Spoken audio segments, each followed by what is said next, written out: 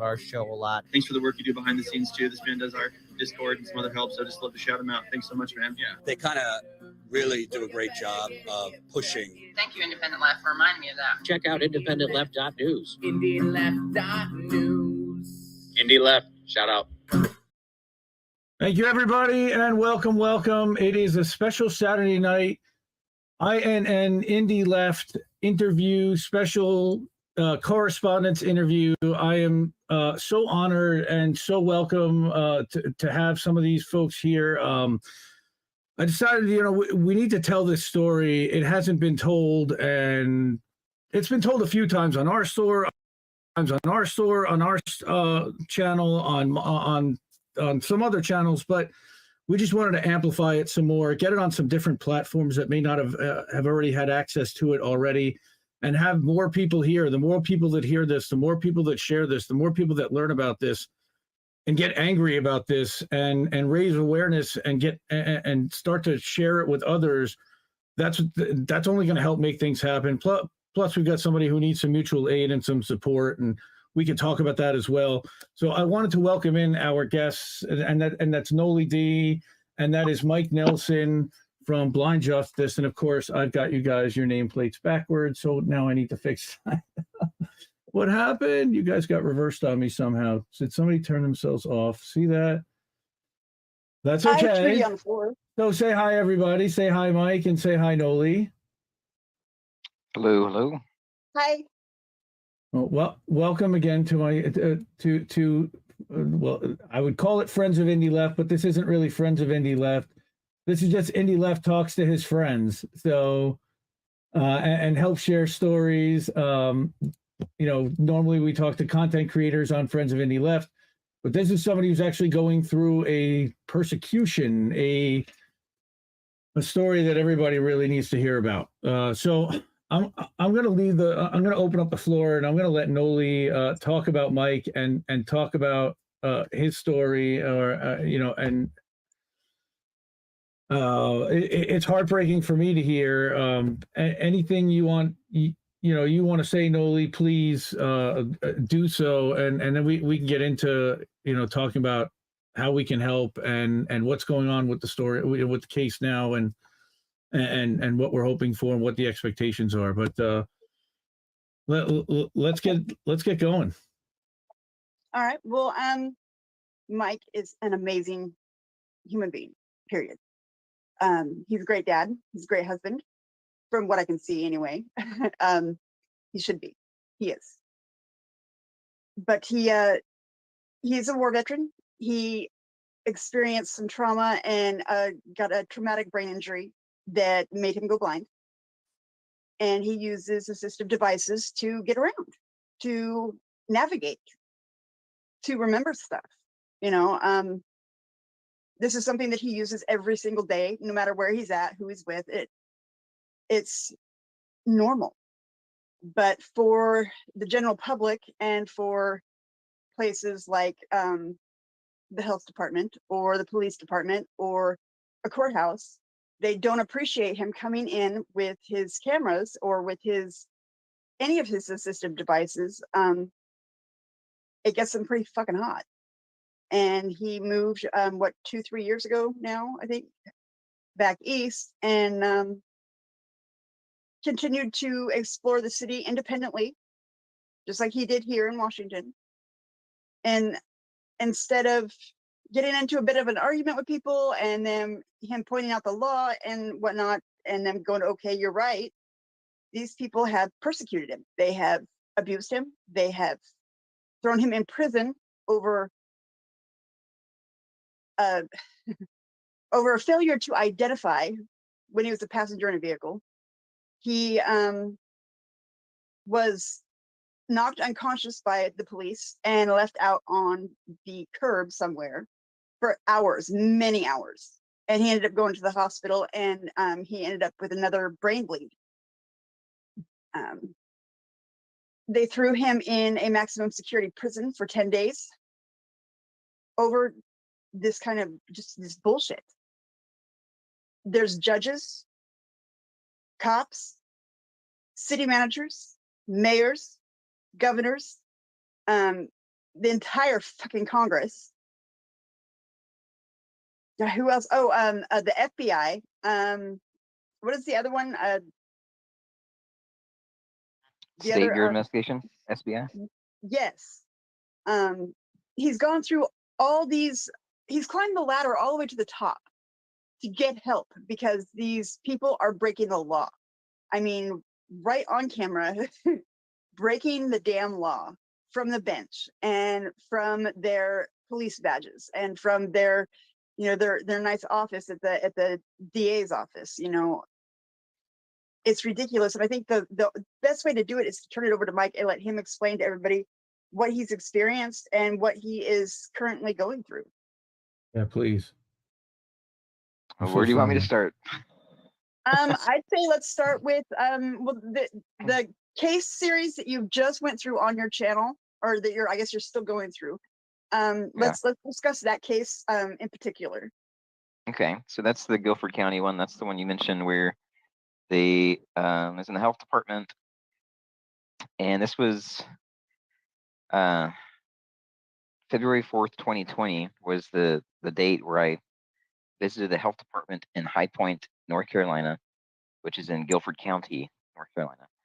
It's my third visit to that health department, and I had visited a handful of other county buildings within a few months. So we had, like Noli said, we had moved from Washington, and in 2019 we kind of gave everything away or sold things, and then traveled around. We went to Canada for a little bit, went to Mexico for like 7 months, and then the kids and everybody wanted to live near family in North Carolina, so we went there for a bit. And in the end of 2019, we landed there. We were trying to find a place to live, trying to find if we could get access to foreclosure lists. Found out they were only kept in person, in paper, in the courthouses. And so my first video that we published, I think, was from December 18th, 2019. Kept in person, trying to get access to a paper in the courthouses. Getting stopped at the door by the security guard saying, "No, you have no electronics, period, or allowed." Is what they told me. Was from December. And I said, "Well, these are assistive devices. They help me with navigation. They help me with by note taking. I have brain damage. I can't remember things long term, and they allow me to be a witness, like visually, to anything that may occur." So they denied that. They didn't know anything about Americans with Disabilities Act. I asked for their disability coordinator. They didn't know what that was or if they had one. They had me out in the breezeway or outside like a dog. They got a clerk to come down, and she said, "Oh, I can't bring out the records to you. You have to figure out a way to get in through going through these red tape and jump through hoops." So we tried doing that. We tried following out who is their disability coordinator, and they didn't really know. We had to contact and email and call people up at the state level before we could figure out who's who. But we found out quickly that they didn't have any training or expertise in the ADA. They're just a title that they were given as disability coordinator, which is very common if you ever look into any disability rights and go to whether it be private company or in the government sector. Most people that have a title of disability coordinator, disability access coordinator, have little to no training, and their primary job is to not give access to people with disabilities, but to cover the company or the entity for liability. Like that's been our experience with probably 95% of any business that we've tried to get access with. So we discovered, as I went to different buildings in the county, in Guilford County, finding out about what services they had and what their accessibility levels were. They were non-compliant with the ADA in many different ways. So I began documenting that, and was still intend to turn over my findings to the Federal Civil Rights Division of the Department of Justice, and they can take that investigation and follow through with federal actions under the Federal False Claims Act. Specific section is called the key tam provision. That's basically means that anybody can do an investigation. They hand over their investigation to the DOJ. If they want to pursue it, they say yes, it has merit. They can assign a special prosecutor from the U.S. Attorney's Office to prosecute the county, because county every year, just like every city, it receives federal funding. Their city manager or county manager or commissioners sign a piece of paper to the federal government saying that they are in compliance with all federal law in order to receive federal funding. And so if they're not following the ADA or Section 504 of the Rehabilitation Act of 1973, which are federal laws, then they have been lying to the federal government to receive federal dollars. And that's Of course. fraud. That's defrauding the federal government. And so that's big money that Uncle Sam can come in and take away from these municipalities. So I was conducting that investigation, gone to a handful of different county buildings. I'd been to that health department 2 other times before February 4th, 2020. One was on January 13th. That was following a visit to the DSS office downtown High Point.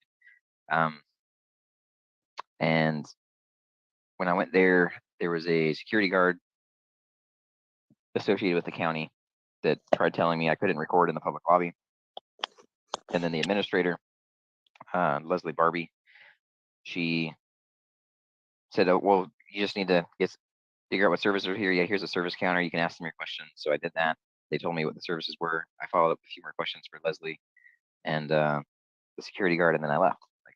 So initially there was a roadblock, red flag with the security guard saying, "Hey, you can't use your devices." And then the administrator made an accommodation. It's like, "You know what? We're just going to go ahead and do this. Go ahead." She made the modification that they're required to do and solved the problem. So it started off as a fail, turned into a pass. Like, okay, they recovered.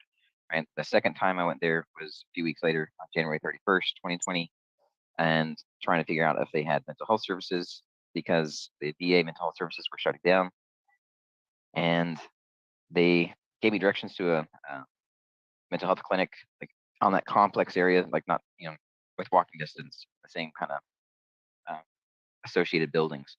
So I went outside, security guard gave me further directions. I tried to follow it the best of my ability. I thought I went to the right place. Turns out it was a private business that offers mental health services. And they said they weren't affiliated with the county. So a few days after that, I went back to the health department on the 4th of February. And that's where things went sideways. So on the second visit, it was pleasant. Nobody told me to stop recording. Nobody tried to interfere with me using my devices at all. Like, they gave me the information and I left. So it looked like they had made an improvement since the first one, because the first one they tried at first to tell me not to, and then they made the accommodation. So it seemed like the accommodation was standing the second time.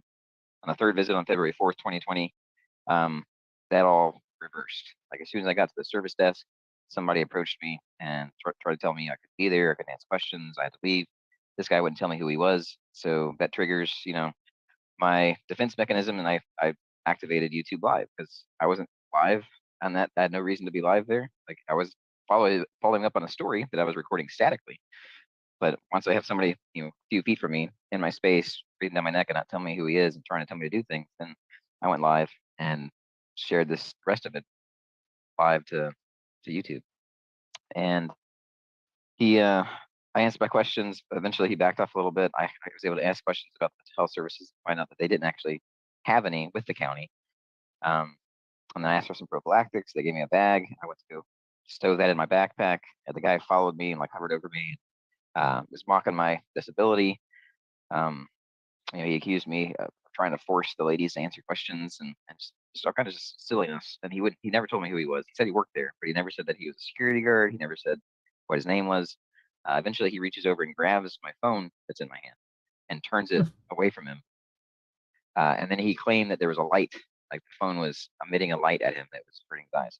I wear a body camera, and the body camera doesn't show that at all. There was no light. My phone doesn't just randomly emit lights.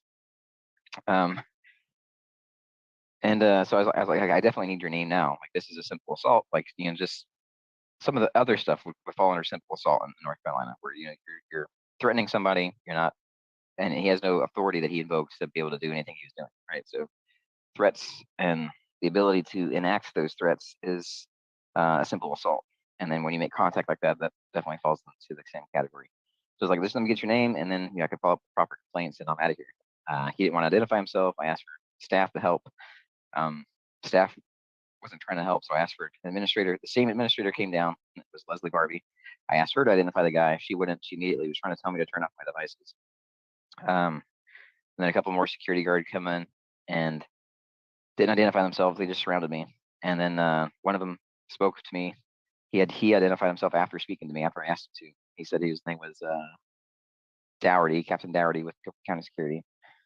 And he was repeating, you need to turn off your devices. I told him, hey, these are assistive devices. Let's get your disability coordinator. She said she has one, but they're not in the building and she's not going to get them.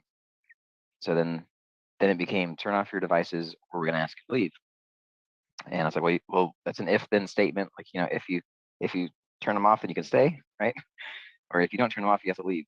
So let's address the if part, because you cannot legally tell me to stop using my devices. These are covered devices, assistive devices under the ADA. It's just like telling somebody with a hearing aid, like that's hearing impaired, Right. take out your hearing aid, or we're going to have to tell you to leave, or get out of your wheelchair, or we're going to tell you to leave. Like, you can't do that. And they weren't willing to have that conversation. They were willing to hear that what they were doing is illegal. And they were concerned. She said that I was violating HIPAA. And I was like, well, that doesn't apply to the public. HIPAA applies, to you guys. And so that it quickly went to shit when the guy that was, flanking me and didn't say anything finally interjects, and he's like, he asks Dougherty, he's like, hey, tell him to leave. So he's trying to solicit a trespass. He's trying to get him to directly to tell me to leave. And Dougherty just repeated, well, if you don't turn off your devices, then we're going to ask you to leave. So he never did actually tell me to leave. Leslie never once told me to leave. At any of the times I was there, the two visits before, nobody told me to leave. And even on the fourth, nobody told me to leave. It was always an ultimatum. Well, this officer that he turned out to be an officer, or at least he's claiming that's still suspect. Wow. So he was a security guard. He's like, hey, are you going to leave or not? If you're not going to leave, you're going to be arrested for second-degree trespass. And I go, yeah, I'm absolutely going to leave. But what do you mean by second-degree trespass? My understanding, it's this. And I gave what I understood second-degree trespass to be, if you're on the property of another and without authorization, and you're told to leave and you remain, then you could be found guilty of second-degree trespass. And he said his answer is, it is whatever you want it to be. Like, okay, well, there's no conversation there. Like, clearly you don't know the law. And you're a security guard for all I know, because the administrator said that these are all my security. And that's on tape, Nobody right, said Mike? this is an officer. Oh yeah. Yeah, I remember. I remember nobody- watching the video of that. I was like, Yeah. I can't believe he's saying this on tape, knowing that he's on tape. I mean, it's unbelievable. I'm sorry. Continue. I just wanted to point that out. Yeah. That you have all this stuff recorded on tape, and it's on YouTube for anybody to watch right now. Yeah, and then the Blind Justice channel doesn't even have the most views on this encounter. It's been viewed millions of times on other channels. So like this, it's gone around the world, and it's crazy because this guy, he didn't identify himself. He never said he was a police officer. He didn't say his name. And when he asked me if I was going to leave, I said absolutely yes. I want a clarification. He's like, well, you're going to have 5 seconds, and then you're going to be arrested. And he didn't even get 5 seconds. It was less than 3 seconds, I think, before he grabbed me and tried to put a handcuff on me. And so I back away from him, but I also turn my chest towards him so that the body cam will try to capture whoever the attacker is. I'm like, hey, stop! Don't touch me. This is a stop. This is assault. Who are you? I ask him about 9 times who he is, and he slams me to the ground. The other security guard, Dougherty, takes my white cane out of my hand, and the main attacker, his name is Alfonso Boyce, and he worked for North State Security Group, which is also a company police agency. So they have mercenary cops in North Carolina, where different private security guard companies send people to law enforcement academies, and then they have those guys that they can hire out at a higher pay to be security guards. So they have people supposedly with arrest powers. Now we haven't confirmed any of this yet because the prosecution hasn't done its job. But, so they brutally attack me, and he doesn't identify himself. I would say he never identified himself. Eventually, after I'm on the ground, he tells me his name and that he's with a company police, with North State Company Police, like that. and I would argue that that's still not identifying. And for this reason, if Indy or Noli, if either of you are out in public somewhere, if you're at a coffee shop or something, and somebody in plain clothes comes up to you and says, "Hey, you can't be drinking your coffee here. You need to go," and they're not wearing any kind of uniform, like there's no uniform affiliating them with the business, and they're not wearing any kind of name, badge, or identifying anything. They're just wearing regular plain clothes. Like, what's your response to somebody, some Yahoo says, "Hey, you need to stop drinking coffee here. You need to go." Like, really? Like, yeah, really? It's, why? I'm not going to do that. What are you talking about? Right, exactly. Right. I'm sure the exact same Right. way There's that a you conversation. reacted. Yeah. There's a conversation. What do you mean? What's going on? Like, who are you? Right. Like, what's, and then he says, "Oh," if the person says, "Well, I'm a cop," are you going to believe the person that just says, "Oh, I'm a cop, and my name is John Not Schmidt"? necessarily. No, exactly. Can I see a badge? Like, Right. Yeah. let's have a conversation. Right. Yeah. Can I see some credentials? Is usually the next response. Can I see some credentials that you are a cop? And then you go from there. Like, okay, what authority do you have to tell me to leave? What am I doing wrong in this establishment that gives you the authority to kick me out? Right. But how do you show credentials to somebody who's visually impaired? I mean, I would think, like, I'm carrying a badge. You can feel my badge. I'll get the person next to me if there's somebody standing there. Again, it's assuming somebody is.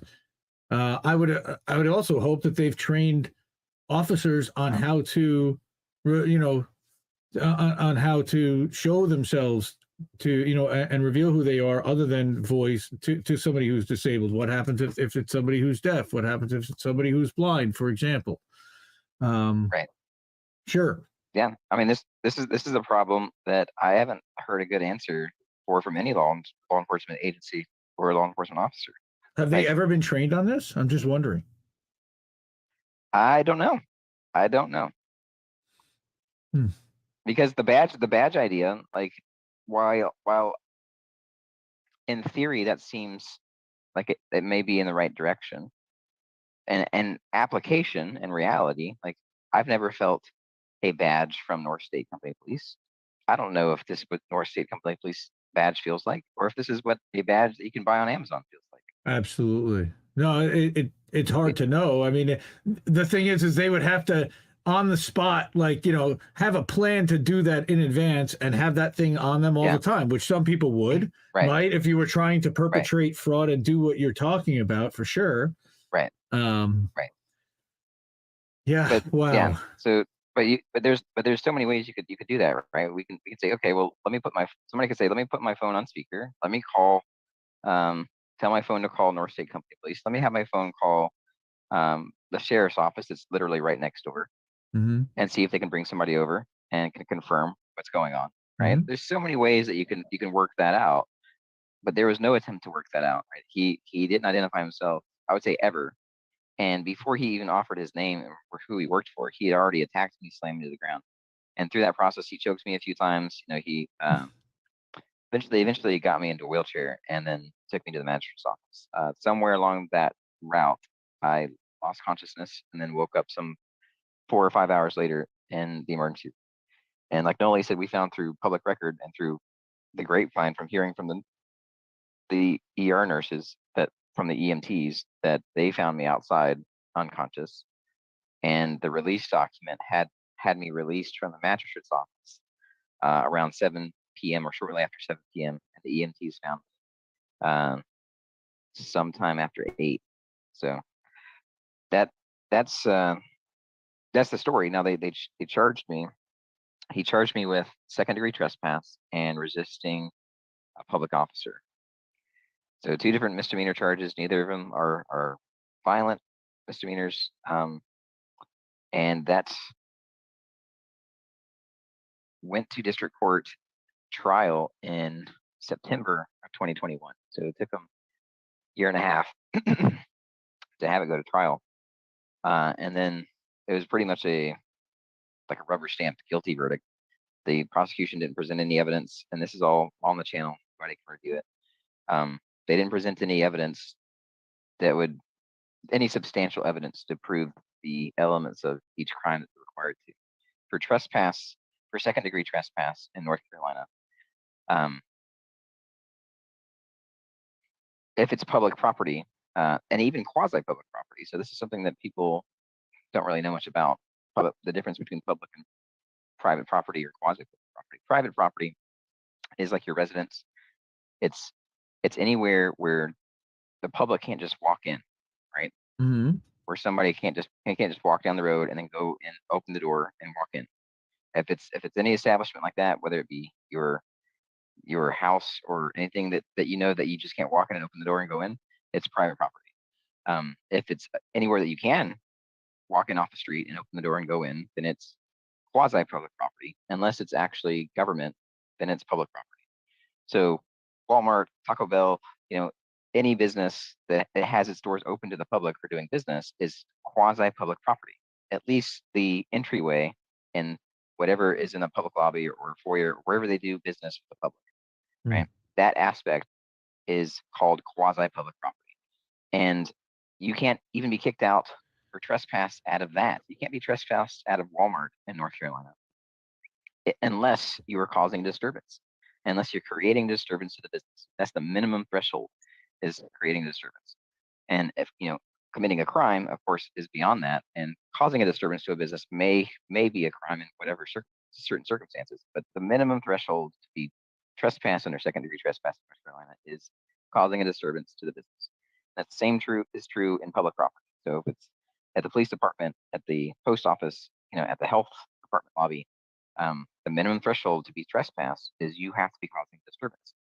Breaking a policy is not causing a disturbance. If they have a policy against using recording devices, which they're claiming there is, that in and of itself does not constitute a disturbance. So that's the main That's just flaw draconian. with I mean, that's the main flaw with their trespass charge.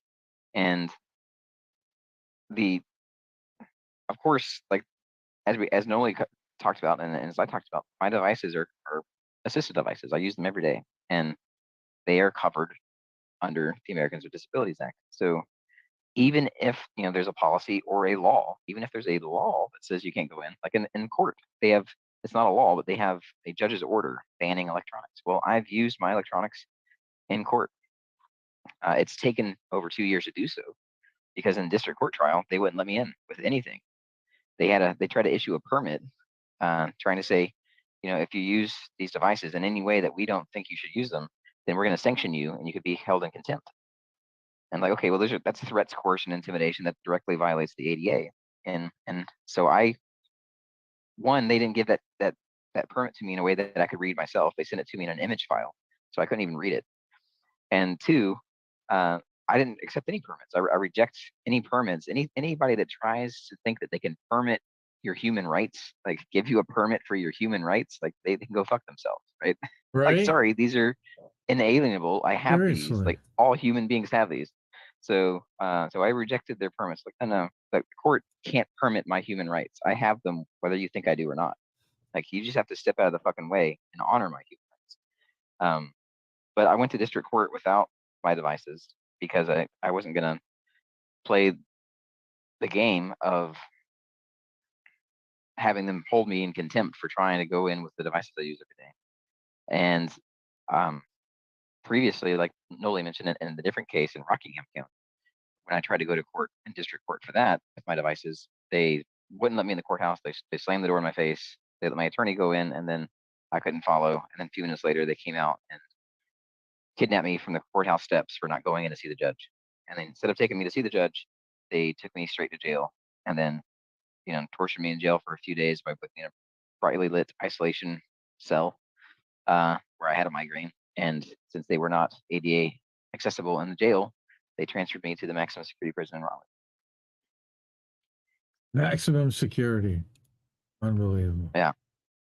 So with the Guilford case, for YouTube videoing on a public, again, for trying to exist, for trying to be, for trying to learn, for trying to communicate with others, for trying to shop,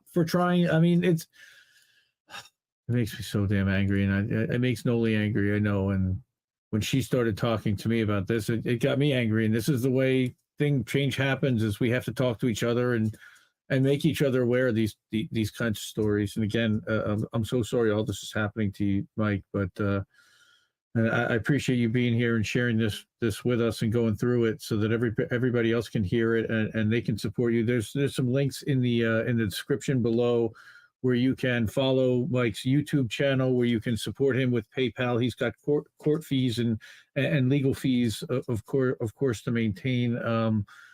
Anything that anyone can do, even a couple of bucks, certainly helps. Again, I wanted to continue. I'll let you continue, Mike. Yeah. So both these cases are pending. The Guilford County one that we've been talking about with the attack in the health department, and turns out, like Noli said, they put me in the hospital. I have neuropathy in both wrists, and we think that's because they probably left the cuffs on for way longer than they should have. They should have never used cuffs in the first place. There's no need for cuffs. But Well, yeah, you could have, yeah. If indeed somebody thought there was probable cause to do an arrest, you can effect an arrest without force. Like it's North Carolina General Statute 15A-401 is how to effect an arrest by a police officer, and force is not required. Like it's in the fucking law, right? And I mean, know the statute numbers. I mean, yeah. So the problem is, like, the cops aren't trained, and the security guards aren't trained, and these people in these government positions aren't trained. Right? If they had any ounce of training in the ADA or any compassion, they can recognize, oh yeah, these are assistive devices. In fact, the security guards themselves previously recognized they were assistive devices the very first time I visited, and it was the same security guards at that courthouse. So they can't say that they didn't know, right? Because they themselves acknowledged that they were assistive devices the very first time we met, but they didn't know how to facilitate accommodations because they don't have any training in the ADA. Their disability coordinator doesn't make sure the staff is trained in the ADA. They should make sure the security guards are trained, because they're the ones that are going to be facing people that come in with disabilities. Like, and so yeah, that didn't happen. But I appealed the district court decision in open court. That judge, she sentenced me to probation, like a year of probation, and then I appealed her, in open court, and told her, again, this is going to go to Superior Court. In North Carolina, you get an appeal de novo, which means that the district court level essentially didn't happen. And so yeah, it's like it's a bench trial at district court. It's kind of like a warm up, essentially. Even though it's going to cost you a few $1,000s to hire an attorney if you hire an attorney. So if you are in North Carolina, like I would recommend just, if you have the capacity, the ability to study some case law and some of the statutes, to give it a go yourself the first time. And then if you lose at district court, like you get a free redo at Superior Court with the jury. And then if you want to hire an attorney, then go for it there. That would be my recommendation. It's not legal advice, but just from my experience, seems like a waste of money to hire an attorney for district court. So even though I appealed her decision, she still wanted the person from the probation office to come to the courtroom to try to get my information. She had already asked my attorney for my information, like where I lived, like my address, because we left the state after, like Noli said, after these things happened. We tried to go all the way up to the governor's office, to the legislators' offices, to the State Bureau of Investigation, the FBI, like all these different branches of state government, some federal government, say, hey, there's got to be checks and balances. There's got to be somebody that wants to fix this and make sure this doesn't happen. And that got nowhere. So since we got nowhere going through these quote unquote official channels, then we took to the streets. I had a sign, one-man protest. Mrs. Justice was there recording, and we were mobbed, by people that came out and in support of the police and their criminal activities. And this was during Constitution Week in 2020, which is just adds irony, insult to injury. So they attacked and stole my sign, tore it to pieces. There was a bounty, like a $500 bounty on that sign. And even though we didn't have a sign anymore, the mob still followed us around, still dumped a bunch of diesel fumes at us. Still had people like driving by and saying, hey, we're gonna follow you to your house, we're gonna come for you and your kids, and like all this craziness. And that didn't stop. It wasn't to that level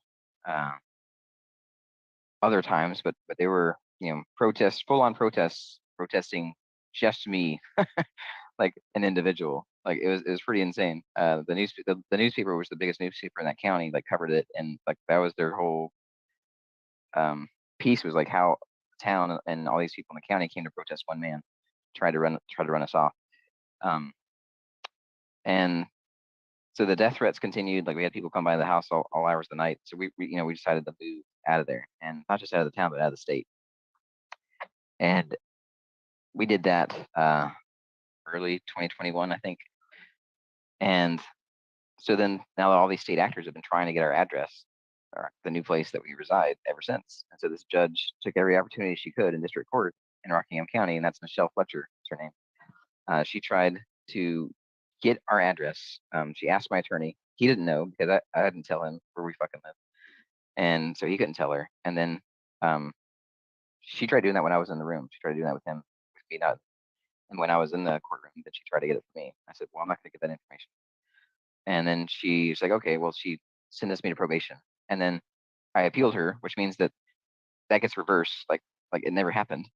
And she still wanted the probation officer to come in and try to get my address. And it, thankfully, the probation officer was like, no, if he appealed you, like, I don't have any business doing anything with him. It's in Superior Court now. So it's been pending in Superior Court since September.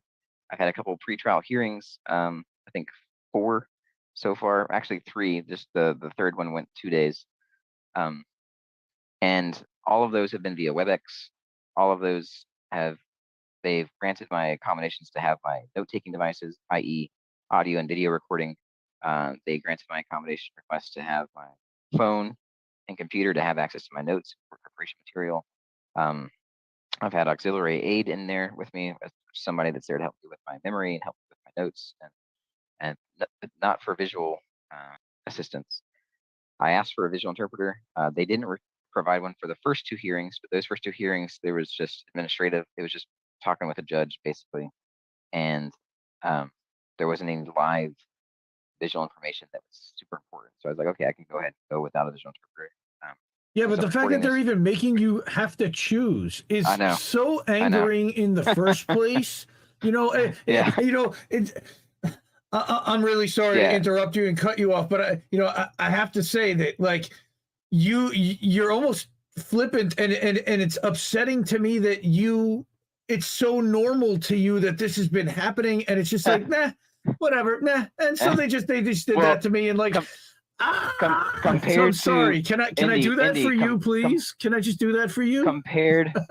Compared to being beaten down and put in the hospital, compared to being kidnapped and thrown into a prison and being tortured in prison, like that, we're leaps and bounds from what they started off with. So yes, it's fucked up still. It's still discrimination. It's still not equal access, but there's baby steps. This is like bizarre world backwards. Like, again, the courts are super corrupt, and so on March 1st, love your perspective. Sorry, I just appreciate your perspective. Thank you. So again, I had to get that out. And I'm sure everybody's like flipping out and going the same thing. And how are you just so calm about this? And again, just thank you. Really. On March 1st, 2022. So just this year, right? This month, actually, for the first time ever. And this hearing was scheduled for March 2nd, mind you. But on March 1st, I finally got confirmation from the North Carolina Administrative Offices of the Court, NCAOC, that they approved the Visual Interpreter Services, IRA, which I recommended, a long time ago. And they kept saying, no, we can't do it. Okay, we can't do it. And I kept sending them different parts of the ADA that says, you know what, a lack of technical assistance is not a valid excuse for not providing a accommodation. And you guys have to provide accommodations and modifications. You don't have a choice. And the person with disability gets primary consideration. And not only that, but the person with disability can't be forced to accept the level of accommodation or modification that you offer. So like all of that together says they have to do what the person with disability needs them to do to have equal access. Like, right? the only caveats to that is if what you're asking is an undue burden, like if it's going to cost tens of thousands of dollars to put in an elevator when they have a ramp or they have an elevator that's a little bit further down, right? Or they can move the courtroom from the second floor to the first floor, right? There's another way to accommodate, but it's not going to cost them $10,000 or $20,000 to put in an elevator. So undue burden is one thing. The second thing is if it's a fundamental change to what they're doing. And none of my stuff is a fundamental change to anything. Like the fundamental aspect is they charge somebody with a crime, they force that person into court, they go through the court process. You can do that all digital. It's been happening for years. It's been happening way more since 2020 with all the lockdowns. So like they have the capacity to do it. They don't have an argument to not do it. And as far as they're not providing a digital interpreter, they said, oh, we don't have one. We don't, the courts have never provided one. We don't have a certified visual interpretation committee that makes certifications to different companies and stuff like that. They say they talked to the state Department of Health to find out if there's anything that they knew about. And they said, oh, they didn't say, they didn't have any. They said that's not a thing. And it's like, okay, well, here's IRA.io. It is a thing. They're international and they provide qualified visual interpretation services to anyone in the world. So you don't have an excuse. Like, here's a service, you guys can pay for it, it would work fine. And then finally on March 1st this year, they did it and they approved it. I had visual interpretation services in court for the first time on March 2nd this year, and then again on March 15th when that it was an evidentiary hearing, suppression hearing, and that reconvened on the 15th of March. We didn't, the judge granted all the pretrial motions up to the suppression hearing, and on the suppression thing, we're still waiting on his official order that says which way he's ruling. So we're still waiting on that. You know, if he denies it, then it'll be set for trial date. And I still have several pretrial motions that I've sent into the clerk's office that they were refusing to receive it and file it. So I have another discrimination issue with them denying me access to the clerk to even continue with filing my own motions.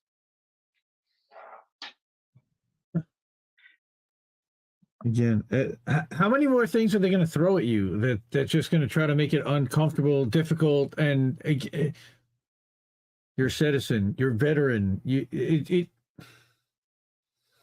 and again, yeah, so that, and who's listening? That's the problem. Is how do we get in touch with anybody that can actually do some things? And again, everybody really wants to help. So, is there anything we can tell people? And I know you're building up, you're probably leading up to things that we can do, but other than the PayPal, are there any other ways we can support what you're doing right now? Well, I mean, I appreciate, and you keep bringing up PayPal. I appreciate anybody that wants to help in that way. I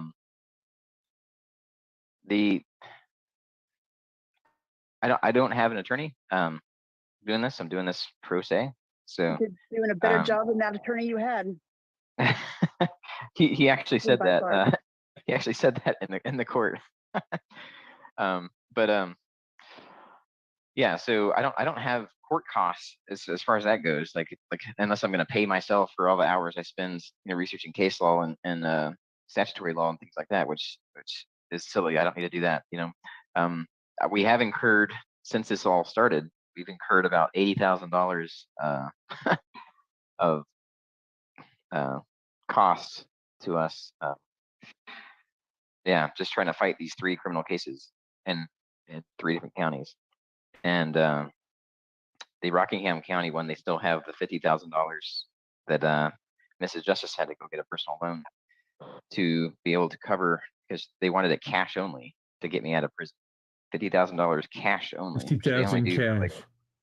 Like you have to show up with a briefcase. Well, it's a big bundle. Yeah, she literally, fucking money.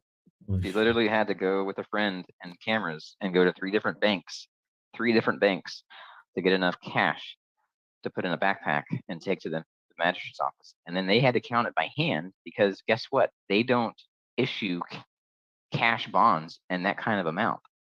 They didn't have a money counter, a bill counter to actually count it in any kind of efficient way. They had to count it by hand. But they demanded cash. Right. Just to make it more difficult so- in every way, shape, and form so- at every step. So the ways you can help. I mean, I don't know if this is going to help at all, but we're just trying to rack in our brains. You know, the ways you can help are just getting the word out. I think if it gets enough attention, you know, if it gets enough national or international attention, then that usually forces change. I think that's probably the best way to do it. I don't know how to go about doing that. I think the Blind Justice Channel has been throttled a lot, and so I don't know. You know, we're doing the best we can to try to let people know what's going on. There is a link I think Noli has, and I think she passed it on to you, where we compiled different points of contact for county administrators or just county points of contact and state points of contact, both with the courts and with the county. And it has their positions and phone numbers and emails and things like that. So if anybody wants to reach out those ways and try to redress the government, you know, petition the government for redress of grievances, like, which is a part of But the please First be Amendment. professional when you do it. Right.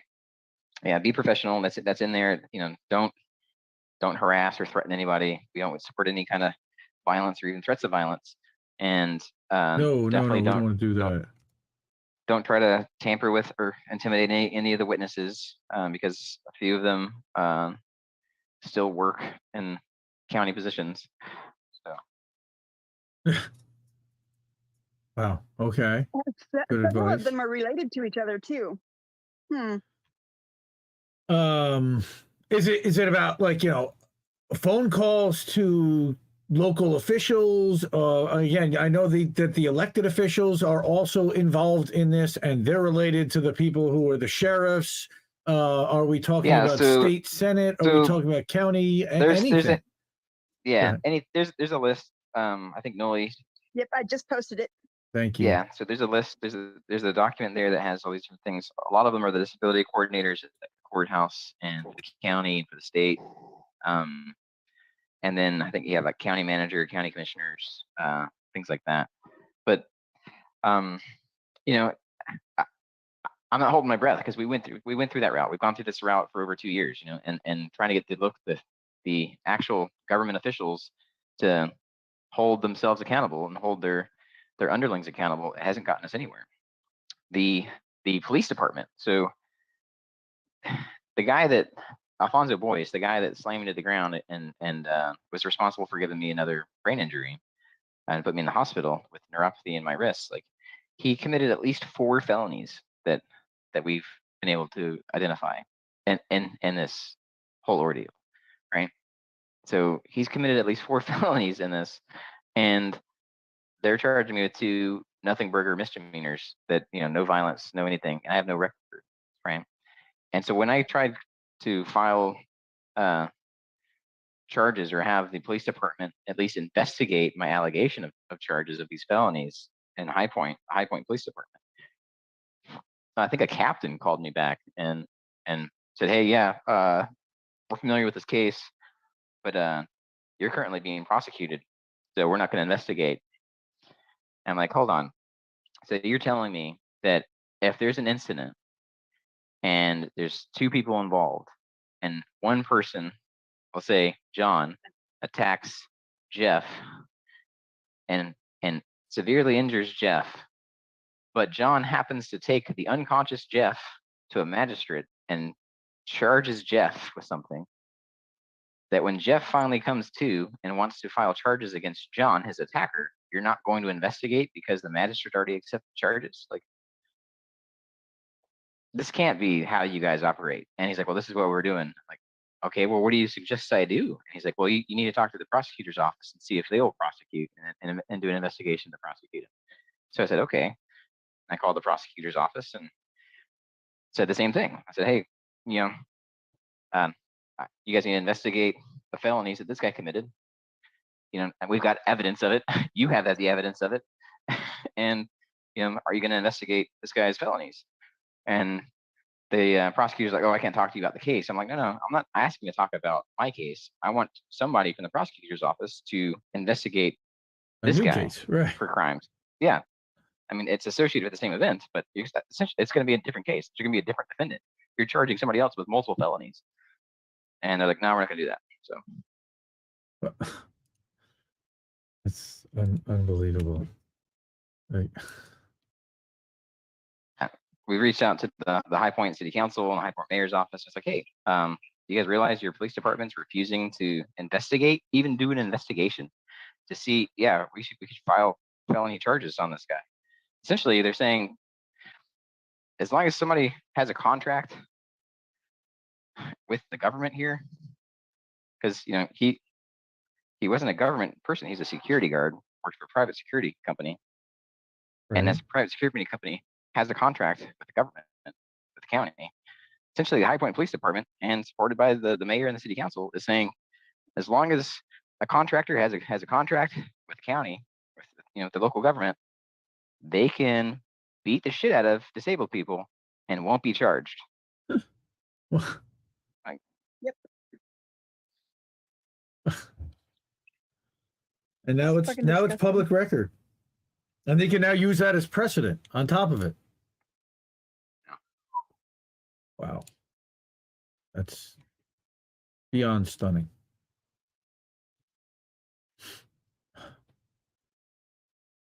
Noli, you've been quiet, pretty quiet. Oh, I always am when he's talking. I can get pretty excited. He knows how I get. He knows me. He's not new. And if I start talking, I'm gonna start yelling, and he already knows. He lived it. Oh man. Okay. Yeah, there's so many nuances and so many different components to this case. I want to hear the story again. Can you tell everyone the story about the checking your ID in the car, which again was another story that I watched the video and I couldn't believe what the hell I was watching. But yeah, for everybody so else's benefit. Sure, that was just a few weeks after being attacked in the health department. So the health department attack was February 4th, 2020. And then the other one was February 21st, 2020. And that was in Madison, North Carolina, in Rockingham County. We had finally found a place to stay, and it was one of our first nights in town. And we have a couple teenagers and a couple toddlers. And so the teenagers, we've got a built-in babysitter team. Yeah. They were with the littles, and their mom and I wanted to go explore the town. It was a Friday night. What were you doing though? What were you? You were playing something, right? What was that? What were you playing? Yeah, Pokemon Go. Yeah, yeah, of all things, right? But yeah, Could anything be more innocent than playing Pokemon Go? Yeah, but it was February 21st in Madison, North Carolina. It was like 30-degree temperatures, and you can there's a mapping system that I think you can look up and look at different areas to find out if there's Pokemon Go activity, and so you guys can pull it up. You can pull it up and see that Madison, North Carolina, like downtown area, has a bunch of Pokemon, activity stops and gyms and things that people can do things, and so she wanted to go check that stuff out and check out what the nightlife was, because there's a few bars downtown and there's people, parked up and down the roads because they have street parking. They have a couple town parking lots with people parked in it. And then one of the stops was at a church, and the church is open to the public. It has a public parking lot, and it's not gated or anything. And so church parking lots in North Carolina are considered public vehicular areas, just like a open parking lot, just like street parking. And so she wasn't even parked because technically she was standing. The car was running because it's 30 fucking degrees out, and she's in the car with it running, with the lights on, in a lit parking lot, and it was like 5 minutes or less because she was there doing whatever she was doing with the gym, or trying to find a Pokemon that she didn't have or something. I forget what it was. Right. But a car came up behind her. She thought it was another Pokemon player, which happens all the time when you do that. People go to where these things are, and then they drive off. Like, a couple minutes and they're gone. So she starts to leave, and then she stops, like right after she starts to leave. She's like, "There's blue lights. There's a cop behind us." I'm like, "Okay, great." So now we're like scrambling, trying to get our phones to record. I didn't have all my my rig with me because we weren't out there doing anything. Like I didn't have my whole backpack full of extra batteries and stuff like that. Because we were just gonna go out for a quick drive around town and then go back home. Didn't plan on getting out of the car. So she, yeah, I think she beat me to the punch and started recording before I did. It takes a minute using my software to get my stuff going. But the cop comes up and he's like, "Hey, give me your guys' IDs." And like right off the bat, we're like, "Okay, who are you?" And he's like, so he told us he was Officer Benfield with the Madison Police Department. I'm like, okay, well, why are you stopping us? And he goes, "I need your IDs." Like, okay, well, tell us why you're stopping us first. Like, and then he's like, I need to run your IDs for warrants. And we're like, no, you can't just stop people to run their IDs for warrants. That's not how that works, man. There's the Fourth Amendment. Like, you're secure in your person's papers, houses, and effects. You know, your ID is either a paper or it's an effect. It's one of those two. And yeah, he just kind of went apeshit from there. He demanded IDs more and more. He ran the tag. The tag came back clean. He's threatened to smash her window out like 25 times. The window is cracked. Like, he wanted it all the way down. Like, we can communicate. We can hear him. Like, there wasn't a problem there. And she, you know, after a couple minutes in, she holds up her ID to the window, like shows her ID because she's behind the wheel. So there is a statute in North Carolina that says that you have to present ID if you're the operator of a motor vehicle.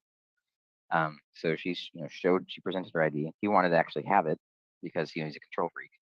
So he's threatening to smash the window out. So she just like slides it up. He takes it, out of the crack, and then he runs her ID. So at that point, like, again, he had no RES for anything. No suspicion that a crime was being committed. He just wanted to run people for warrants. That's his words, right? And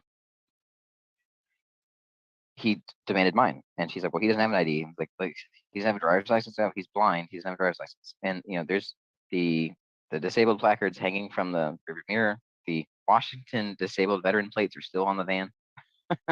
Because we had just moved from Washington, and they're permanent plates. So like, even though we were traveling most of 2019, like there's no reason to switch it out until we landed somewhere.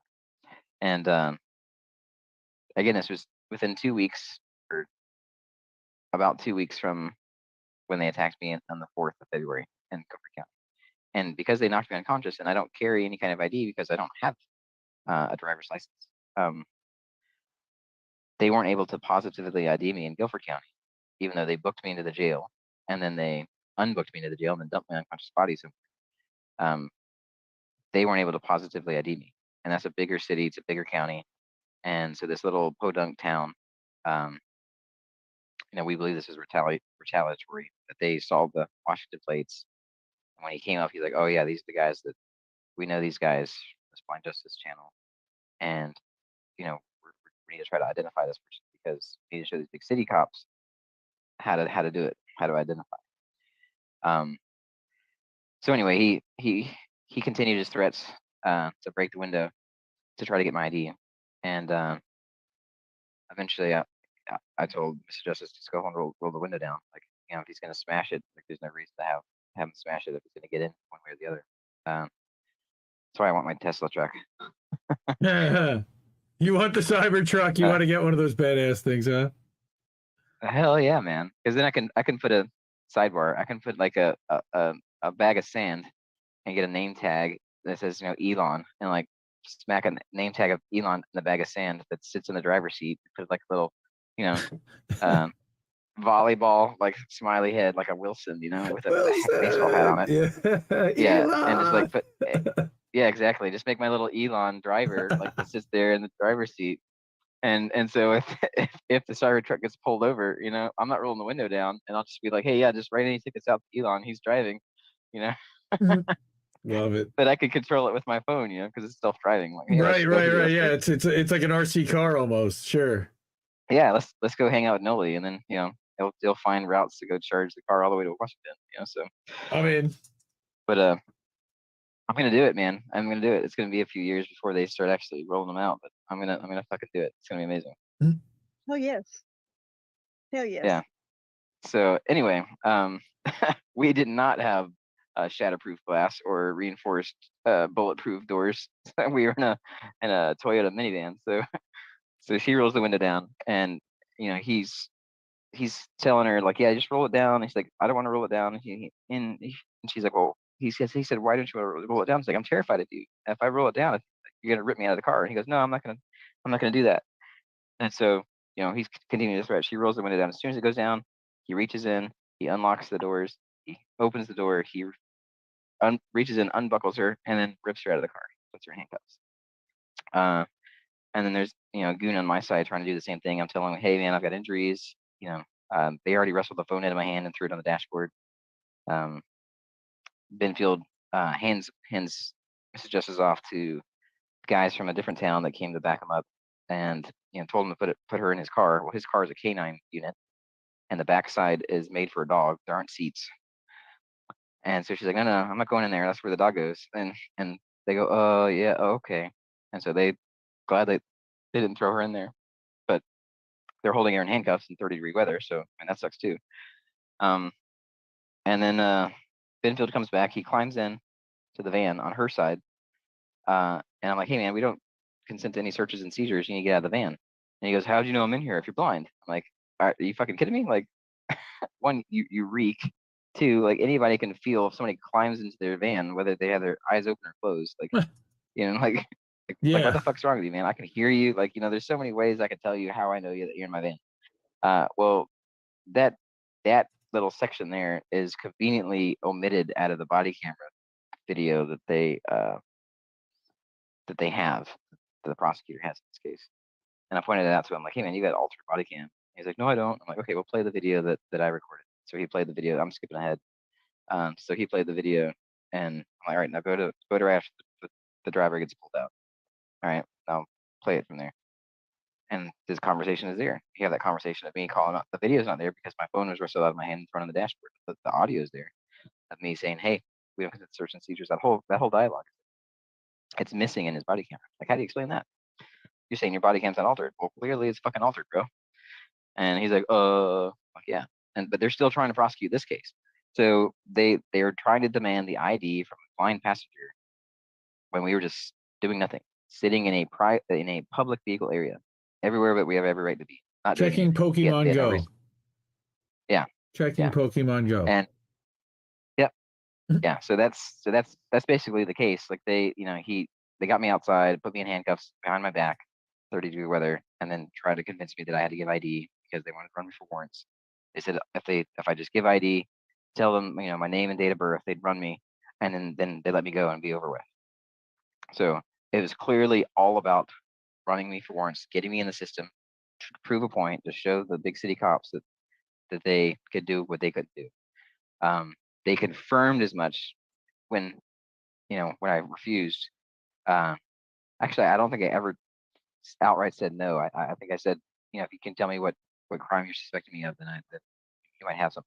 But until you do that, like you have no authority to demand my ID. So, but they took me instead of to the magistrate, which they're required to do with the warrantless arrest. They're required to take you straight to a magistrate. They took me to the police department for an hour, and that's, it's just a few blocks away. And while we were there, the body cams were running because I could still hear him beeping. And his backup, a guy named Matthew Michael, said that, hey, our captain has been tracking you and what you've been doing in Cooper County. Like, what are you talking about? It's like, your activism and your stuff, your YouTube channel. I'm like, oh, okay. So that was, him letting the cat out of the bag, like saying, hey, like, we know who you are before you even came to this town. And, this is all about getting your ID.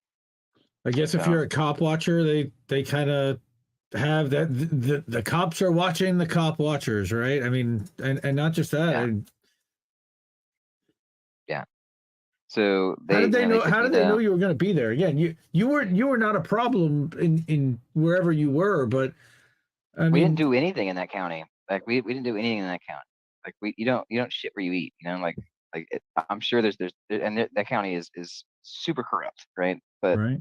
but I wasn't kicking over rocks there quite yet. You know, they wanted to fucking poke the bear, and they got the bear. So that's kind of where that one blew off. Is with that. So they took me to the magistrate. The cop Benfield tried to convince the magistrate, you know, he had a good arrest, and the magistrate said, okay, well, what do you have to say for yourself? And I go, well, he has no RES. He didn't say what crime he was investigating. He just wanted to run us for warrants, and that violates the Fourth Amendment. I have the Fifth Amendment right. I don't have to tell him anything. As a Right. passenger, there's no statute that requires a passenger in a car to identify unless you're suspected in a crime. He has no crime he's suspecting of, so we're good to go, right? And the magistrate's like, yeah, that makes sense. Officer Benfield, what do you have to say for yourself? Hmm. He gives him a second at bat, right? He's like, okay, come on up again. And he's like, well, I was investigating a suspicious vehicle. We got a report about a suspicious vehicle. Uh-huh. He goes, oh, okay, yeah. Well- Okay, all right, Mr. Nelson, what do you got? I'm like, okay, well, suspicious vehicle, is that a misdemeanor or is it a felony in North Carolina? And then he goes, it's the magistrate. He's like, I'm like, it's neither. Suspicious vehicle is not in the criminal code. It's not a crime for somebody to think that your car is suspicious because you have Washington plates and you were sitting in a church parking lot for 5 minutes. Like, it doesn't matter. I could be parked outside the mayor's house. And he's like, I don't know this car. Like, it doesn't matter. He may think that's suspicious. That's not a crime. It's not a Right. fucking crime because No. somebody thinks, this car is suspicious. Well, You know? and who are they? I mean, Yeah. I mean, It's not a crime. Can a cop come up and do a consensual encounter? Sure. Cop can come up. He can knock on the window like, hey, everything all right? And then it's a plain view doctrine. If he looks in and he sees, you know, a fucking dead whore in the back, then all right, yeah, he's got something he can do something about, you know. But Sure. if he looks in and there's a couple of people sitting there like, hey, you know, holding their phones up, like, what do you want? Like, there's no crime. He doesn't see any tools for breaking in. He doesn't see any like gas cans and like, you know, posters like, let's go burn down the church. You know, he doesn't see anything that would be indication of a crime. It's just some people sitting in a car. Like, okay, all right, you guys have a good night. That's it. That's the encounter. Legally, that's what he's required to do. That's not what happened. You know, so I tell this magistrate, hey man, there's no crime. Suspicious vehicle is not a misdemeanor. It's not a felony. He wasn't investigating anything. He said he wanted to run us for warrants. He does not have that right. That violates my rights that are supposedly protected by the Fourth Amendment. So you have a bad arrest. You need to release me. And if you don't release me, you will be named in the lawsuit. And not only that, get my disability coordinator or get your disability coordinator to coordinate for my disabilities. I have a disability advocate that I'd like to get on the phone so he can help advocate for me and my disability rights. And he was like, oh, what? No, I can't do anything like that. So the magistrate, you know, denied ADA accommodations all the way through. And in response to being shut down a second time, the magistrate said, hey, you know, just go ahead and take him over there. And over there happened to be like 40 feet down the hall and threw me in a holding cell. Before being booked in the jail, they put me in a holding cell so they can discuss for like 20 or 30 minutes with the magistrate and collude and conspire on what to charge me. And it was not just that magistrate. There's another voice that was behind, because there's a glass. There's another voice that was coming from behind that glass. So I don't know if it was another magistrate because it was around midnight. It was around shift change. I don't know. But they conspired for 20 or 30 minutes to try to figure out what to charge me with. And that's, you know, ex parte communication. Like the magistrate is in the position of a judge, and you're not supposed to be able to argue. Like one side's not supposed to be able to communicate and argue to the judge without the other side present. And so that's what this cop was trying to do. I was trying to argue with him, or present his arguments and conspire with him to get a charge to book him in the jail. Eventually, they came up with, you know, resisted obstruct and booked me in. They stripped me of my assistive devices, of my hat, glasses, my cane. And they take your clothes. They give you jail clothes. They put me in isolation, which is another violation of the ADA. Like, you're not supposed to put people with disabilities in isolation because they have disabilities. You're supposed to treat them like anybody else and make accommodations. But they didn't do that. They put me in an isolation cell that's brightly lit, and I had a migraine because of the light. I mean, what was the need to put you in isolation to begin with in the first place? I mean, wouldn't they have to have justification to do that already? Yeah, they said it was because I was blind. To put you in isolation? Wow. Why? Because they were worried Yeah. the other prisoners would do something to. I mean, that's for your own protection. Wow, draconian. Yeah, Yeah. and that's I mean, why they put children in adult prisons. So yeah, Draconian. Yep. Yeah. The argument I think is that they think that the inmates would beat me up, or that I could trip and hurt myself, or any other things. It's a padded isolation cell, and yeah, it's against the ADA, 100%. And so I told them this. They didn't give a fuck. They didn't stop. They put me in there. I had a migraine. When I get migraines and they get bad, it renders me unable to move or speak. And so they came in some hours into that, and the jailer said, "Okay, I got a nurse here to do your intake eval," and I was unable to move or speak. And since she did my blood pressure and said, "Hey, your blood pressure's through the roof. You're likely to stroke out. You're likely to have a stroke unless I treat you and give you medication. And strokes can be lethal. And especially if you're not being monitored. They had me in there. It's not like they had anybody watching me. And it's not like they had anybody with any kind of medical experience watching to see if I was having a stroke. So since I was unable to tell her yes or no, she goes, "Okay, well that's you're not giving me medical consent for something that's life threatening." And then the jailer's like, "Oh, that means you're suicidal." What? And so now we're gonna put you on suicide watch. So we're gonna strip you completely naked and leave you here in this brightly lit cell. What? So I was trying to use like a towel or a shirt or something to cover my eyes, but that wasn't enough. And they had stripped all of that away and took everything out of the cell and left me there naked.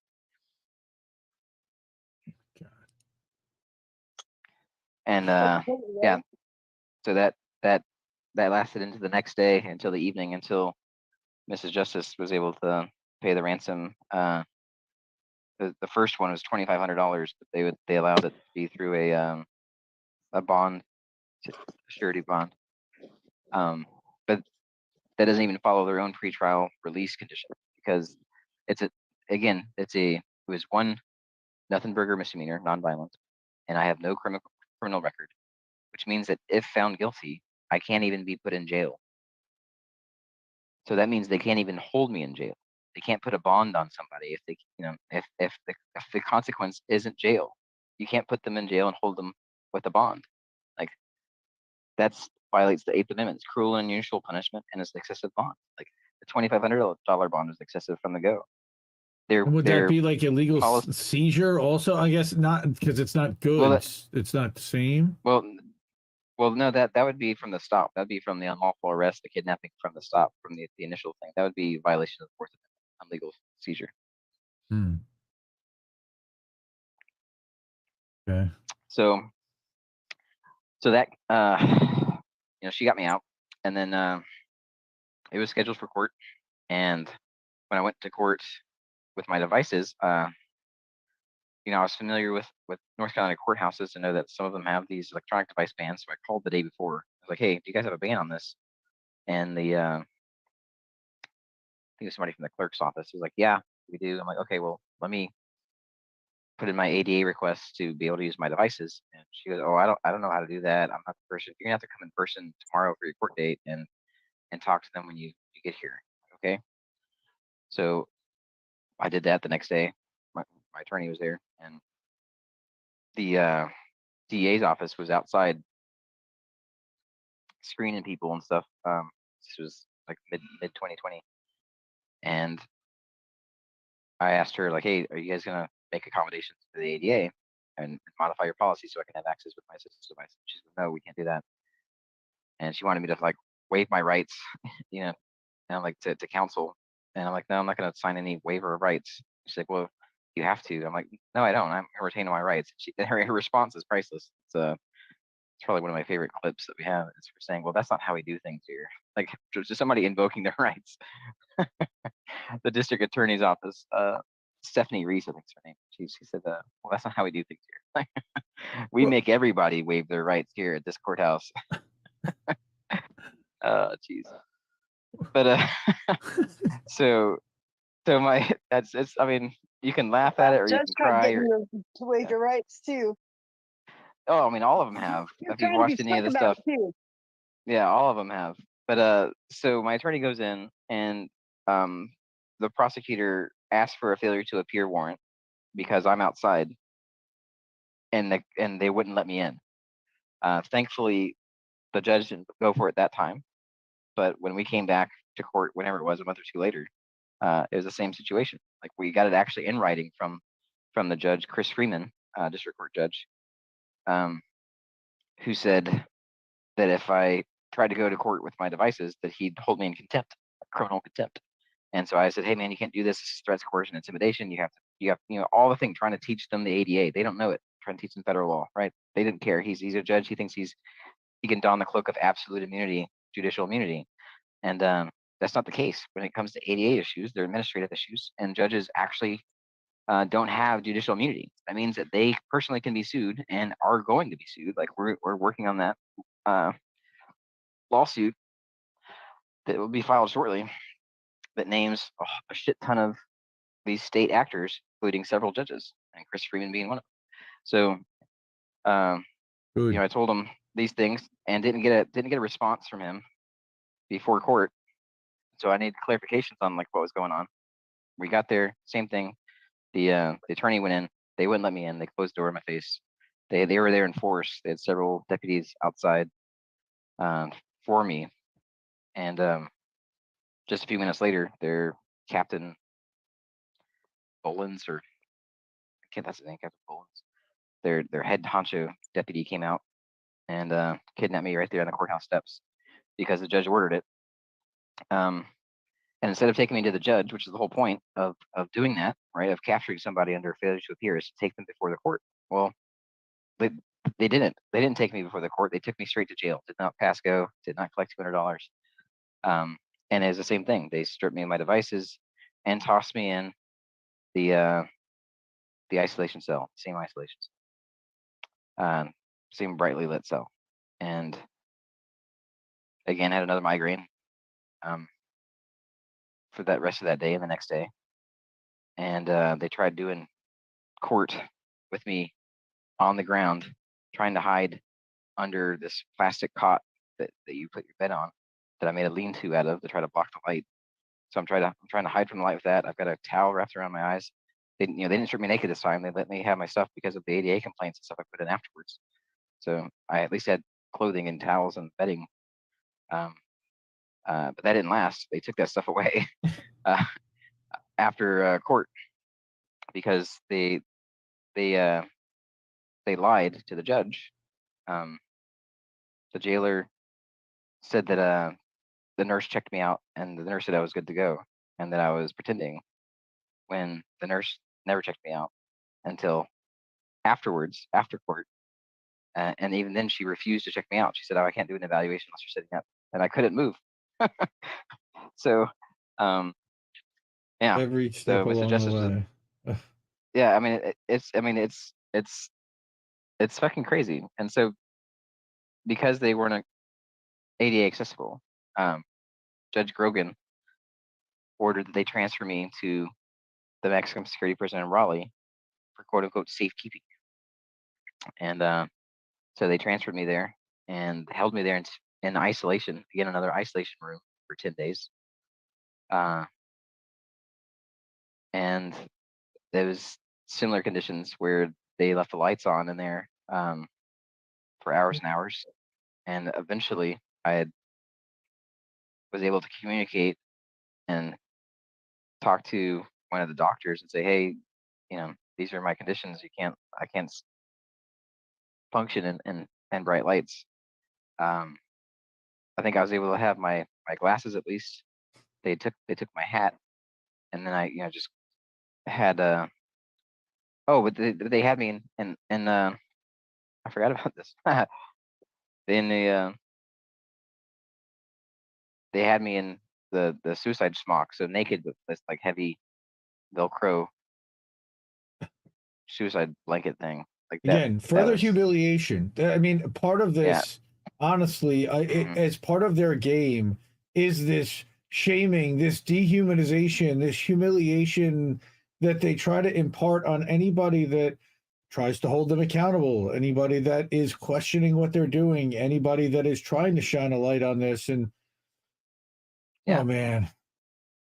Yeah. Wow. So that's yeah. So eventually, she paid the $50,000 ransom, and they transferred me out, put me on house arrest, and told me that I couldn't go anywhere except for court, talk to my lawyer, and doctor's appointments, and that was it.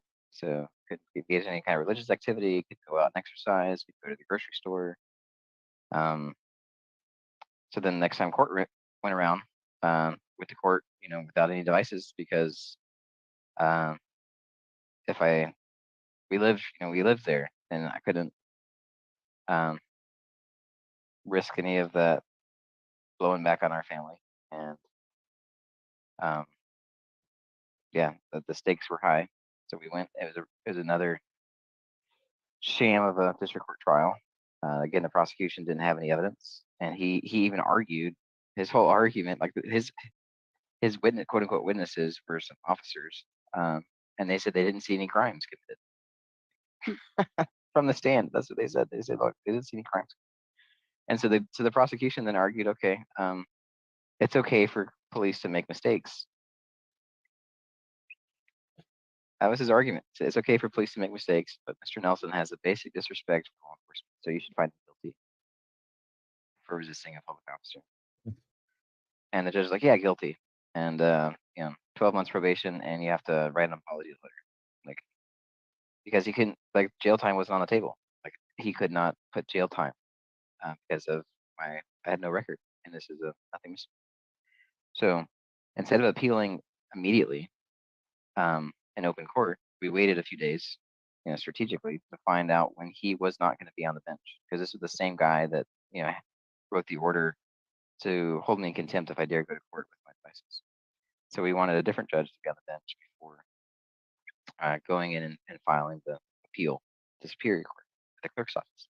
Mhm. So they must have had, spies or whatever, having the clerk's office to alert the judge, Chris Freeman, whenever that appeal came in, because my attorney went in.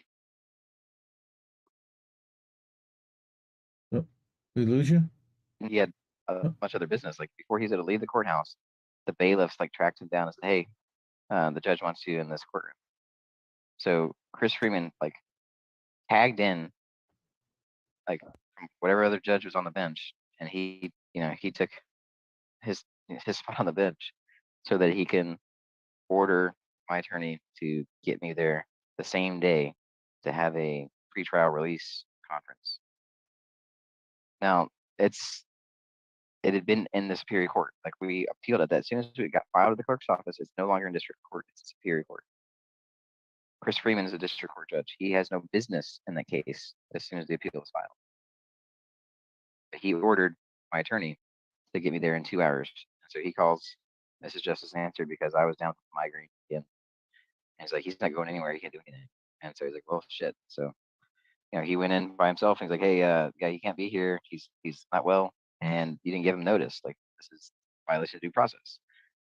And there's like, yeah, whatever. We're gonna do this anyway. We're gonna put an appeal bond on him in the amount of $50,000. So we had district court trial. It means that the $50,000 bond should have came back, but didn't come back. They were still holding on to it because they were waiting to find out if I was going to appeal. As soon as I appealed, he punished me for appealing his decision and said, you know what, we're gonna put a bond on you for $50,000, and we're gonna put you on house arrest in the same conditions. Can't go anywhere but the court, to see your attorney, and to medical appointments. Well, this was in the fall of 2020, and what happened in November 2020? Anybody?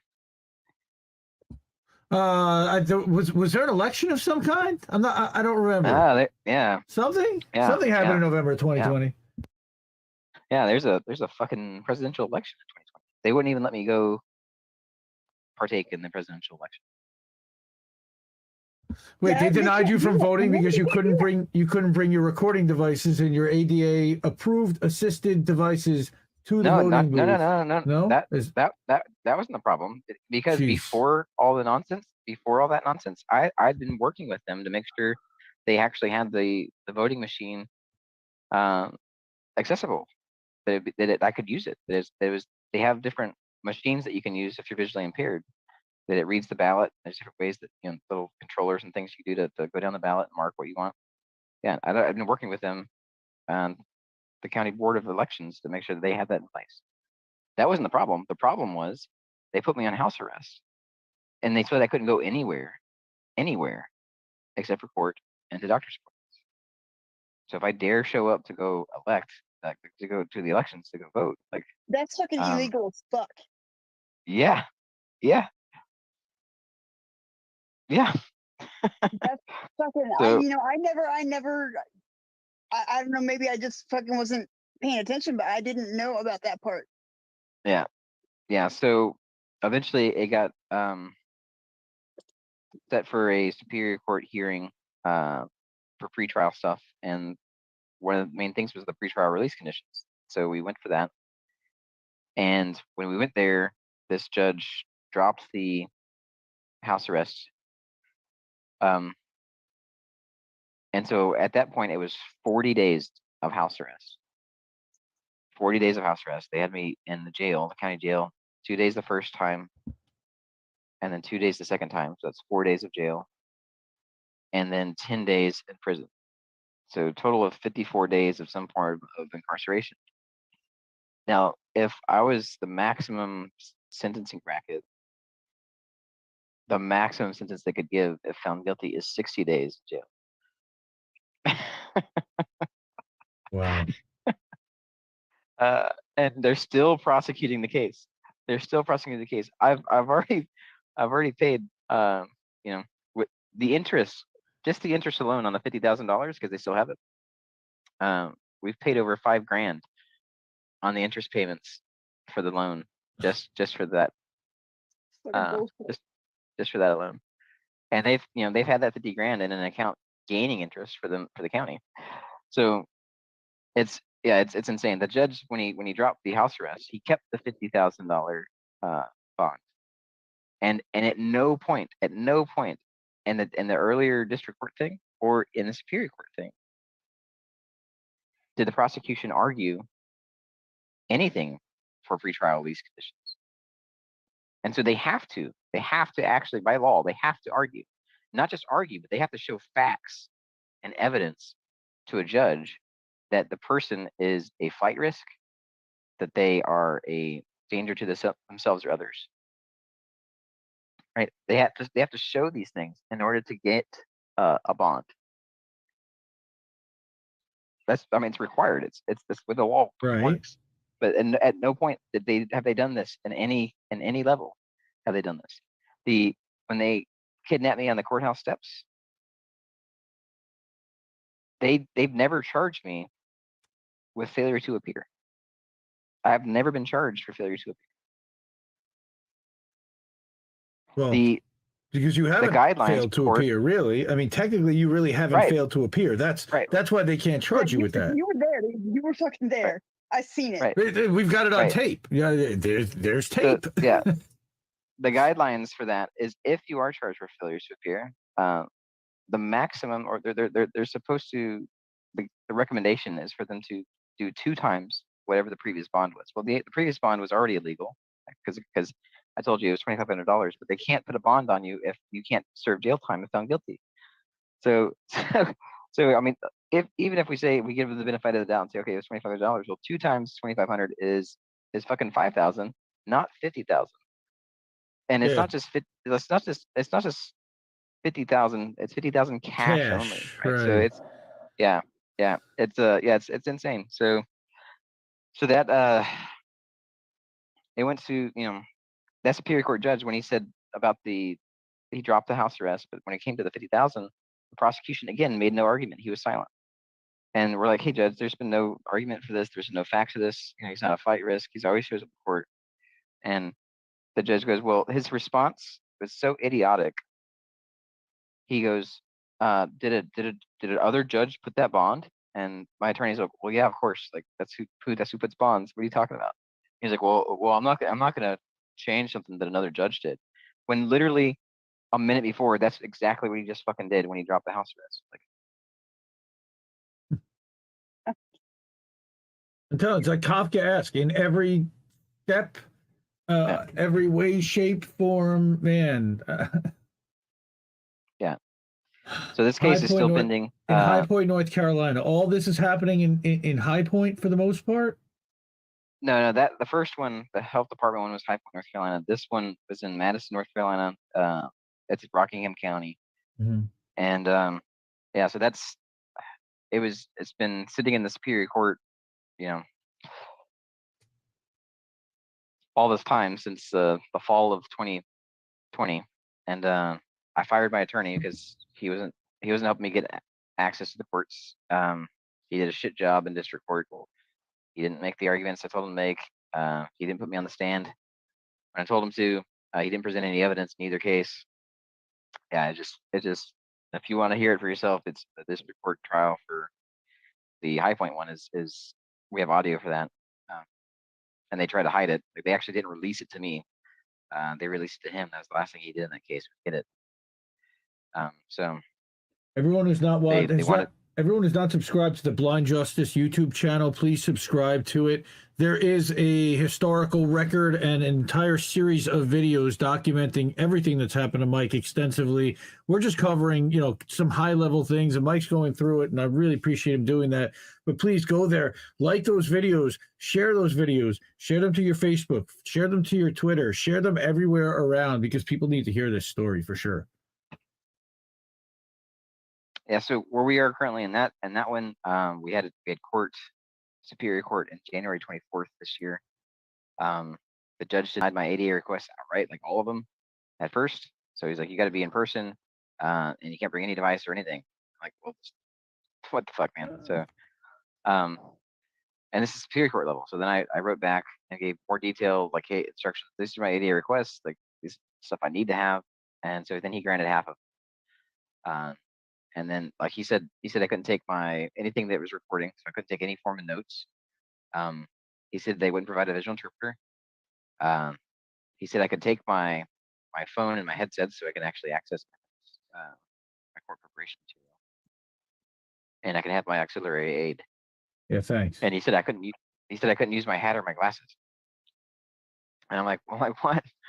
So I wrote back again. I'm like, no, these are the reasons I need all these things, and you guys are required to provide these things. And he's like, well, I'm not going to provide anything but these hat and glasses. I guess I'll allow you to have those. And then I'm like, okay, that's still not equal access. I still can't take any notes, and I still can't have access to visual information. And this was supposed to be set like for trial. This was the pre-trial day where we're going to do evidentiary hearing, like suppression, motion to suppress. There's going to be evidence to put on, and a lot of the evidence is video, like visual, and there's like no visual interpretation. So, and because he responded, and by the way, he didn't respond until, so the 24th of January was a Monday. He didn't respond until the Friday before that, and in the afternoon. So literally less than one business day before I was supposed to be in court, as he finally responding to my ADA request I made weeks in advance. And he shouldn't be responding anyway, because ADA matters are administrative and not judicial. So it's not his fucking job. It's an administrator, a disability coordinator is supposed to be doing this, not a fucking judge.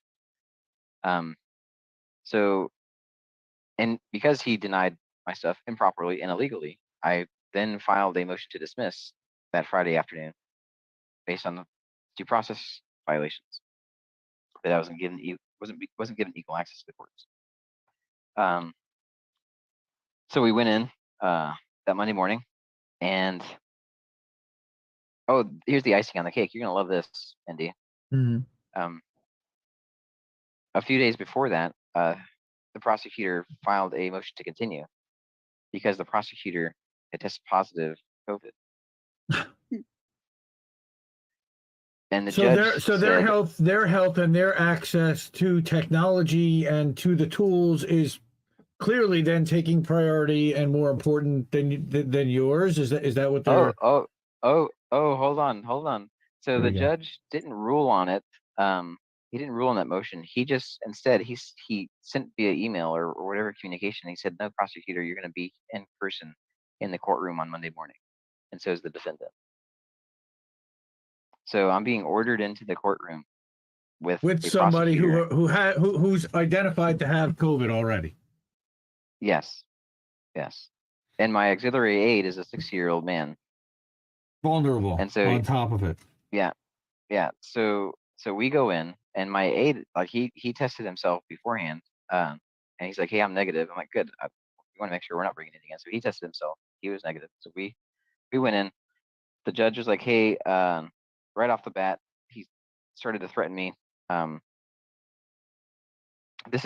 I don't think this is released on the channel quite yet, because the next series that Mr. Justice thinks is gonna work on and release is the Rockingham County series. But you guys can hear this. Like the judge threatens me.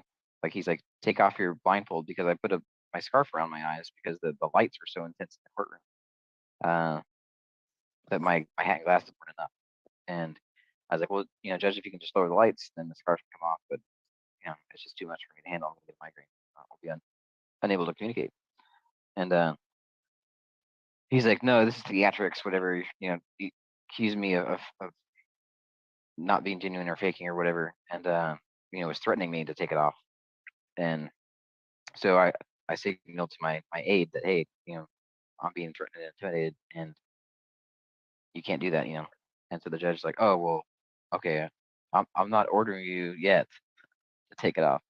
So then I clarified, even though that's not how the English language works. If the judge is saying, "You take this off, you do this right now, you need to take this off right now," that's clearly a fucking order, right? Right. So he backsteps, and then I articulate, like, this is an ADA request for reasonable modification for effective communication, and then he didn't respond to that. So he just kind of moved on, and said moved to his next target, which is my aide, and he threatened my aide. He's like, "Well, here's this document. It's a waiver of rights, waiver of counsel form, like the thing that I mentioned in the district court. The prosecutor outside said, 'No, this is how we do things here,' right?" He's like, "You need to read this to him." And I'm like, "No, don't accept that." And so he tells the judge, like, he's telling me not to accept it. And then, he's like, "Well, bailiff, give it to Mr. Nelson himself." I'm like, "No, I can't read this, man. Like, you agreed. Part of my ADA request that you agreed to was that you would send all documents to me in OCR format via email, so I can actually read the documents. You Right. agreed to that accommodation. Like, why are you trying to hand me a piece of paper? Like, what the fuck is wrong with you?" And so the judge ordered the bailiff to give it to my aide, and he ordered my aide to accept it, and he ordered my aide to act as my visual interpreter and read it to. And he's not qualified for that. I didn't ask to do any of the visual stuff like that. That's not why he's there. And he can't threaten my aide to do anything legally. I mean, he can do whatever he wants because they're all powerful, but he's breaking the law in doing so. So that's what he did. And then he found out the prosecutor has like 7 hours of video, like body cam, dash cam, and stuff to review for the case. And he's like, "Well, I want to make these available to Mr. Nelson.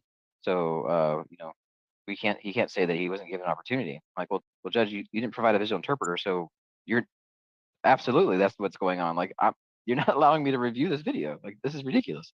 And he's like, "No, your aide's gonna be there to interpret for you." I'm like, "No, that's not his job. He doesn't work at your pleasure. He works at my pleasure. He's here helping me. Like, you can't order him to be my interpreter." And 28 Right. CFR It's not a 35160 legal. subsection C says that you can't do that. He's not legally appointed as a guardian or somebody who can legally represent you or speak for you or anything Right. like that. I mean, that's wow. Right. Yeah. So I told him, I put the judge on notice, you can't do that. This violates the ADA. Like, it's 28 CFR 35.160 subsection C. You can't force a person with disability to bring another person to act as their interpreter. I mean, it's straight up discrimination. I mean, how is that not an absolutely clear case of discrimination? So we, he's like, "Well, you guys can review, like, that's a lot of footage. You review that footage with the prosecutor." And I think it was like I think I misspoke. It's not 7 hours. I think it's like 3 hours of footage. I think it's what it's supposed to be. He's like, "Well, you guys, do that and then take a lunch break and be on recess until 3 p.m. So, like, he's like, "You guys go to this other room with the prosecutor." So we start to leave, and then there's a hubbub behind me. Well, a friend who acted as my auxiliary aide in this same case in Superior Court just months before, was in the audience, and I couldn't even hear him because he said it so low. But he had already had a bailiff like hovering over him because he was shaking his head at the threats that the judge was already doing. Like he was just visually showing that he disapproved by shaking his head. That was it. That was his gestures. That the judge later would claim were threatening gestures, was him shaking his head. The bailiff like went to go tattle to daddy, and he's like, "Oh, this guy said something," and so then the judge told him to stand up and to identify himself. And he's like, "Why do you want me to identify myself?" And he was calm. He was, polite. He's like, "Just why do you want me to identify myself?" He's like, "Well, I need to know. We've had threats in this case, and we need to know who you are. We need to know who everybody is." He's like, "Well, you haven't asked anybody else in the audience who they are." And he said, "Yeah, I have," which is not true. Like, um, he said he identified everybody, which isn't true. Like he identified the litigants that were there for the docket, but not everybody else that was in the audience. And you can hear that in the audio whenever it gets released, because after he kicks this guy out, he orders him out of the courtroom and then out of the courthouse. Then he goes and asks people to identify themselves to try to cover his tail. Again, draconian. Yeah. So, we were forced into this. We were forced into this room with this COVID positive and symptomatic. You can hear the prosecutor like coughing up a lung every time he's talking. It's like, holy crap, right? So, Literally risking people's fucking lives. It's bullshit. yeah. So I point out, just the audio discrepancy in his body camera and in my video. I'm like, here you go, man. You have tampered evidence that you're trying to play with. What the hell are you doing? He's like, oh, it's not tampered. I'm like, okay, play this video. And like I mentioned earlier, like he played it. And I'm like, what do you got to say for yourself? He's like, oh, it's not been tampered with. Well, it's missing this convenient section that shows that he conducted an illegal search, like in the van. Like it's just conveniently missing. Where's the other body camera from the other officer? Oh, we don't have it. That's conveniently missing. Okay. So Yeah, how convenient. It's always conveniently missing. Amazing. Right. So we took a lunch break and we came back, and we got there early and we listened to the judge for a little bit for whatever case he had going on. The lights were already dimmed, so they dimmed the lights from the morning, so I didn't have to put my scarf around my nose. And we got going. I want to say around 3:45, and he took about an hour. The judge took about an hour to try to cover his own ass, to try to don his cloak of absolute immunity. He called his own witnesses in his own defense. First was the bailiff. He wanted to try to explain why he kicked out a guy that was encouraging. This is the language in the ADA. It's 42 U.S.C. 12203. He was encouraging a person with disability in receiving equal access to goods and services. Because what he said was, "Hang in there, Mike," in response to all the threats and shit in the morning. That's what he said. Literally, it's encouragement. Yeah. And that's illegal? Yeah. In some way, shape, or form, apparently. What? Yeah. The thing that's illegal is to threaten, coerce, intimidate, or interfere with either the person with a disability with receiving equal access to goods and services, or any person that's encouraging or assisting a person with disability in receiving equal access to goods or services. That's 42 U.S.C. 12203.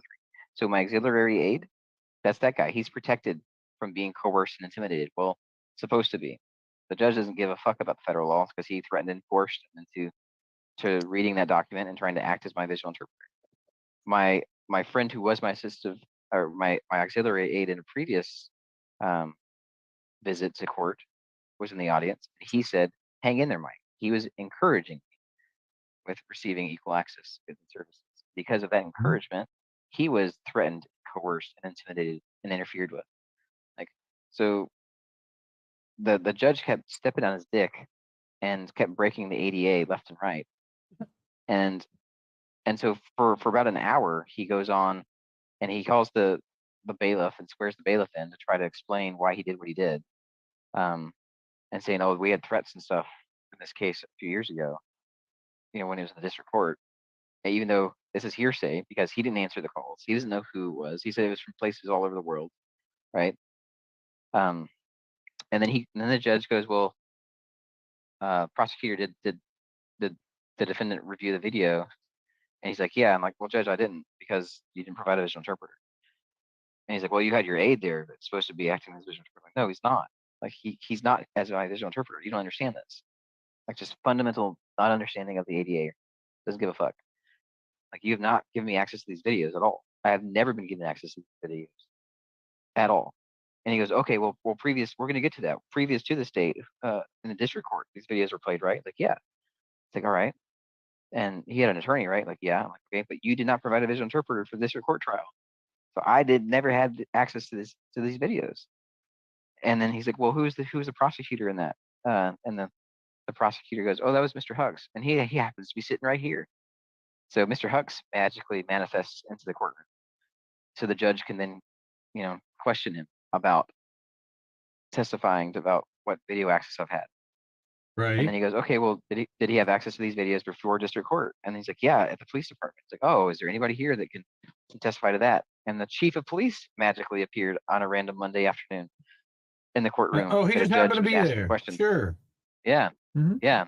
She's like, oh, great. Yeah. Jason White, Madison Police Department, chief of police. Yeah. Tell us what happened. Like, how did he have access? Like, oh yeah, he asked to review him in public records law. He came in with his attorney in the summer and reviewed, these videos only from 2 officers, even though so they're claiming that 3 officers were there. And when the records show that the 3rd officer wasn't there, the CAD report shows he was canceled from the call, right? They've never said that they had a body cam or dash cam from that supposed 3rd officer. And that 3rd officer is Clayton Doss, who was the guy who went around soliciting ban notices from the Madison businesses and got his local business owner buddies to ban me from 10 different businesses when I had set foot in 7 out of those 10. Yep. One of them being his own business that he was opening and it was yet to open, and it already banned me before he opened his own wine store business. Wow. Yeah, you just can't make this shit up, man. So Seriously, anyway, like you can't. Yeah, so so the chief of police is like, yeah, we played this guy's body cam and this guy's videos. And so I go, well, because I asked him some questions too. Like, well, did you guys provide a visual interpreter? He's like, no. I'm like, okay, did you guys deny me my ability to take my own notes during that? He's like, yeah, you can use your recording devices. Okay, great. So I've never had access to these videos. Like, I don't know why we're going through the dog and pony show, Judge. Like, you're trying to defend yourself. You're trying to make a record for your own defense for when I sue you. This is what's going on. Like clearly, this is all for your benefit, but really you're just stepping on your dick because this is all improper. This is all ADA related and it's administrative. So it's not to be handled from the bench. Like, you just keep fucking up, right?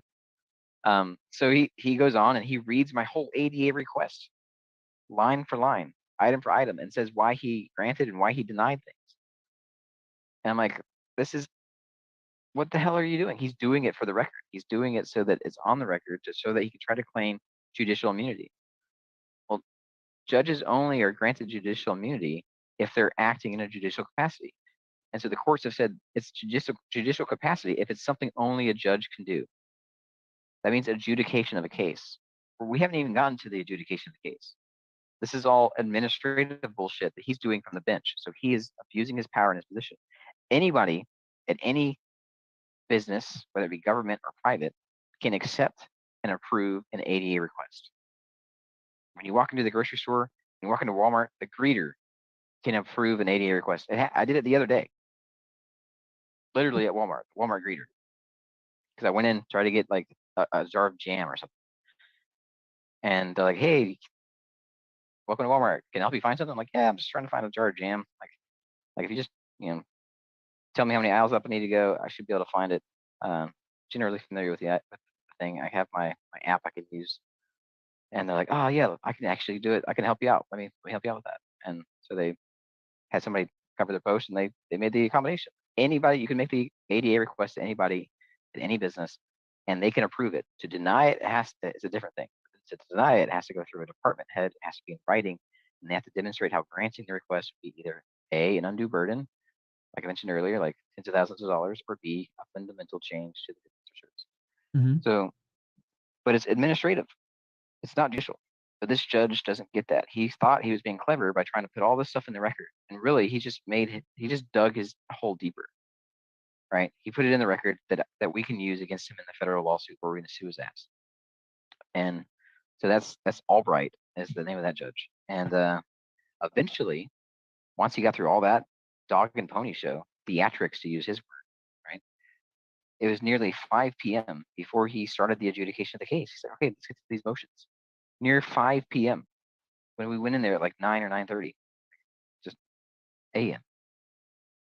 because he took all this time to try to cover his tail.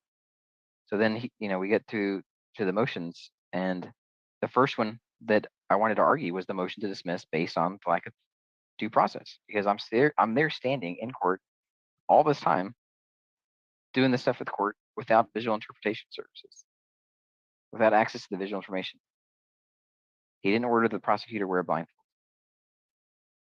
The prosecutor can take his own notes during this whole thing. The prosecutor's taking notes. I can't take notes. Right? I went on and added the different things from that day. Like you threatened me.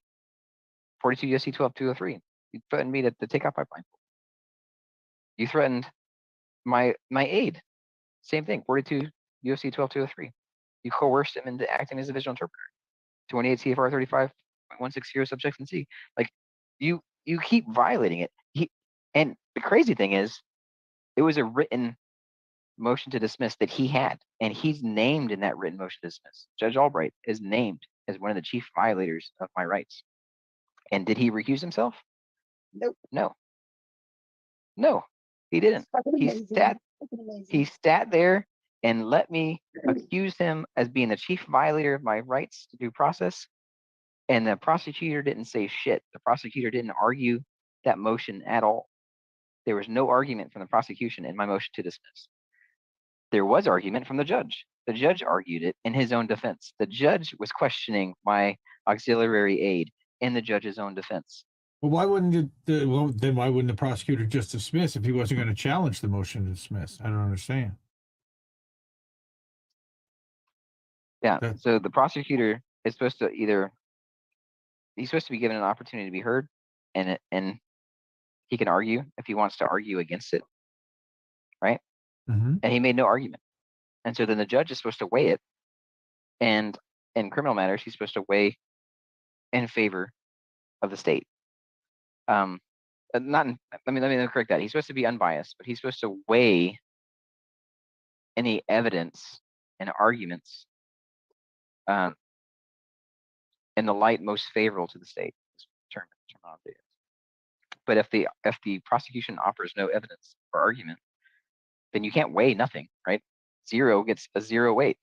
You can try to attribute 0 a heavier weight as much as you want. It's still going to be 0, right? Yeah. So there was no counter argument from the prosecution, and I cited Tennessee v. Lane as the Supreme Court case. I cited the ADA and the subparts, like I've been doing tonight, and I did some of the citations from the state law and GS 168A, and showed like, hey man, this is all these things, like it's well established. It's statutory law and case law, and you're in violation right now as we speak. And he's like, okay, well I'm going to deny your motion. And so we moved on to like motion to sequester. I think he granted motion. And he's like, are there any other motions? I'm like, yeah, there's this motion to continue that the prosecutor made. Because we're going to argue this. And he's like, oh no, this is already too late for that. We're not going to deal with this, right? Prosecutor's like, yeah, no, it's okay. Like, because he's there sick with COVID. It's too late. Wait. So you got him there. What? Okay. Yeah. So then he goes to this last motion is the motion to suppress. And he's like, this is a substantial motion, and this is going to take evidence. So we can come back tomorrow morning at 9:30 to be prepared for having evidence and witnesses and things like that to hear that motion. And then we'll do jury selection on Wednesday. I'm like, okay. So that was it. He said, like he had granted as far as the ADA accommodation, he was granting the audio recording from the court reporter that I could use. And I had told him, like, that's not, I mean, I'll accept that, but I'm not accepting that in lieu of my notes. Like, unless you're going to order the prosecutor to not take notes, to wait till the end of the day and get his notes from the court reporter. And he didn't Right. do that. He's like, no, I'm not going to make this equal. No. The prosecutor can take all the notes he wants. You have, on the other hand, have to wait till the end of the day and get your recording from the court reporter. So we had to wait for a while for her to get her stuff burned to a disk, and then we left. And my auxiliary aide, he took me back to where we were lodging, and then he finished driving the other hour back to his place, and then he tested himself because he was feeling like shit, and he's like, hey, guess what? He tested positive. So he wasn't going to be able to make it because he was, sick as a dog. And so then I was out my auxiliary aid and my transportation. So I had to figure that out last minute. Made it there the next morning on Tuesday the 25th, and told the security guard, answered his questions. Like, he's like, have you been around anyone that's just positive? Like, yeah, 2 people. The prosecutor yesterday, who's probably still in the courtroom right now. And subsequent to that, my friend that was with me all day. Like, so Right. he's like, They've okay, been we need to wait exposed. outside. Sure. Yeah. He's like, you need to wait outside. I'm like, okay, well, like, you guys have been exposed because these guys have been through here. Like, like these same security people have been exposed. Like, everybody in the courtroom yesterday was exposed because of the prosecutor. And he's probably still in the courtroom, still in the courthouse. And so this was before 9 a.m. But I was anticipating this. So I already had an email drafted with the attachment of his test result, his positive test result. And so before 9 a.m., I stepped outside, sent off that email to the prosecutor and to the trial court coordinator, which is the contact person for the judge. But it was 40-degree weather. Snow was on the ground, and I wasn't dressed for standing outside in the snow. I was dressed for going inside in a courtroom. Right. Yeah. So they had me wait outside for over 2 hours, and they kept relaying. The judge kept sending out his dog, his bailiff, to come ask me different things, like if I was going to take a rapid test, or if I would answer any of my vaccination status. And I'm like, no and no, because that's private medical information, and I'm not going to let you guys do any kind of medical examination on me. No. Like, I don't have to either. Like, your own guidelines, your county guidelines on this thing is, if you've been exposed, you wait 5 days. Like, doesn't matter if your vaccination status says you wait 5 days. Like, so I don't, if I take a test, it doesn't matter if it's going to show negative or positive. Like, your guidelines say I'm supposed to wait 5 days and then take a test. Like, so that's your own fucking guidelines. It's not my guidelines. Eventually they come back out, and they tell me that they said the judge said, since you're not cooperating with the court, we're going to continue this to another date. Since you're not cooperating, fuck. Yeah. Well, when they came back, because they came out a second time, and the second time they had 2 people, and these are both guys that kidnapped me, by the way, on the same location at the courthouse step. And the first time it was one guy by himself, and then the second time he brought his buddy, and I was recording it, and then they asked if they could talk to my auxiliary aide to confirm. I'm like, well, I can show you the picture of his result. Like, I emailed it in. Like, I can show you the result right here. Do you want to see it? And they go, no. I'm like, okay. What do you want to talk to him for? Like, oh, we just want some information from him. I'm like, well, I can call him, but I'm not at liberty to give you his information. So I stopped recording because I couldn't have any of my other devices that recorded.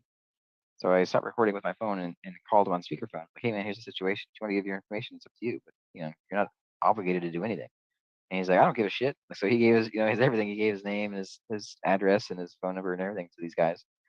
So I don't know what you mean by not cooperating with the court. Like, I'm not going to give up my rights so that you can have access to my private medical information and perform medical exams on me. Like, if that's what you mean by not cooperating with the court, that follows suit. The prosecutor said, back in 2020, when I said I'm not waiving my rights, and she goes, oh, that's not how we do things here. Yeah, okay.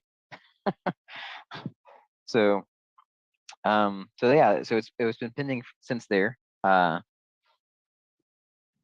asked later that day, I think, or the next day, I asked for a copy of the audio from inside the courtroom while I was standing outside in the snow. Like, hey, this was part of the accommodation that was made. for me to have all the audio from this case for the court. And they didn't respond. There was zero response. So then a few days later, maybe a week later, I followed up with another email like, hey, I want this audio. And I like CC their disability coordinators and stuff like, hey, this was made as an accommodation. I want this. Right. And then they were talking back and forth, and they said, oh, there's no audio. It doesn't exist. Nothing happened in court. And so I took it up to the state level. I'm like, no, that's bullshit. Like, they didn't have me sitting outside for 2 hours and didn't have anything going on inside the courtroom. I don't believe it. And so then the disability access coordinator at the state level said, we talked to them and they said there's no audio. I'm like, well, that's bullshit.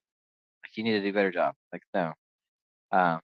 The judge issued a written order on the 27th, so 2 days after this, denying, in part of it was him saying that he denied my motion to dismiss.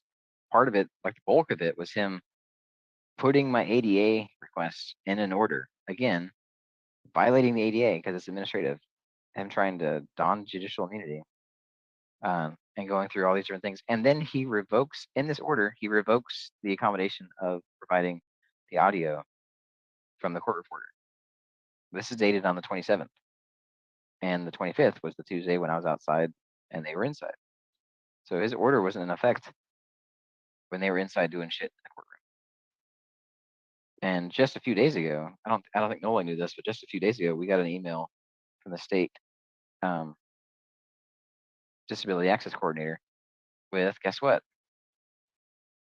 Audio files of the 25th. So they had them the whole time, and they were absolutely just either lying to you, holding it out, and then finally they got the state to, somebody at the state did find them and get them over to you. Yep. Wow. Yep. Bunch of fun. Wow. Yeah. So I appealed his order. I hadn't heard anything from the prosecutor about scheduling it for trial. So I appealed his order that denied my motion to dismiss. And so that means that goes to the North Carolina Court of Appeals.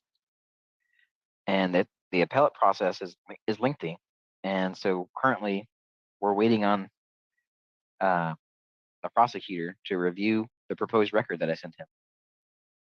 And he has 30 days to essentially object to it and say, he wants to change something or not change something. And then once I get that communication from him, then I have to file the record with the Court of Appeals. But until I do that, the jurisdiction still is with the Superior Court. So it doesn't shift to the Court of Appeals until I make that filing with the Court of Appeals. So I had reached out and said, hey, I'm still invoking my right to speedy trial. This has been going on for 2 years.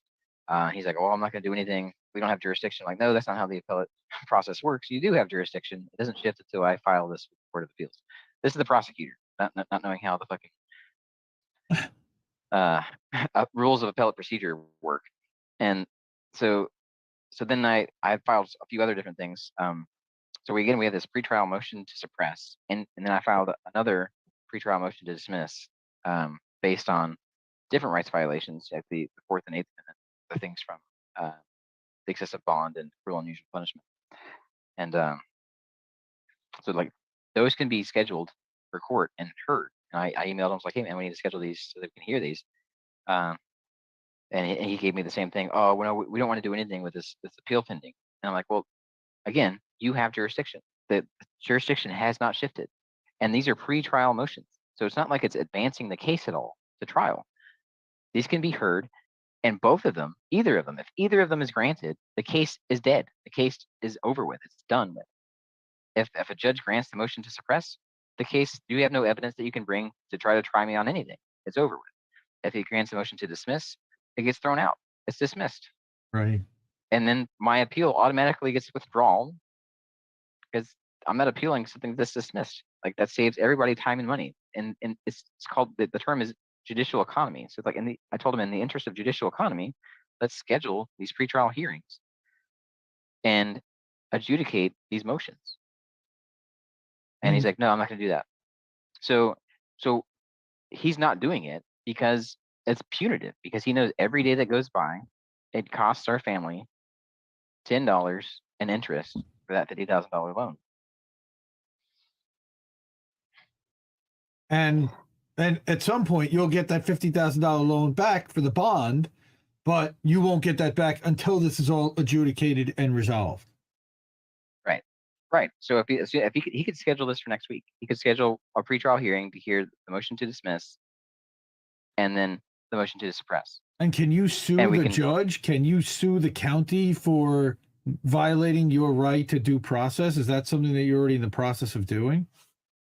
So I keep bringing up this concept of absolute judicial immunity, and it's fucking horrendous. Beyond. You've heard of qualified immunity. You've heard of qualified immunity, right? That's sure. It's for cops, elected officials.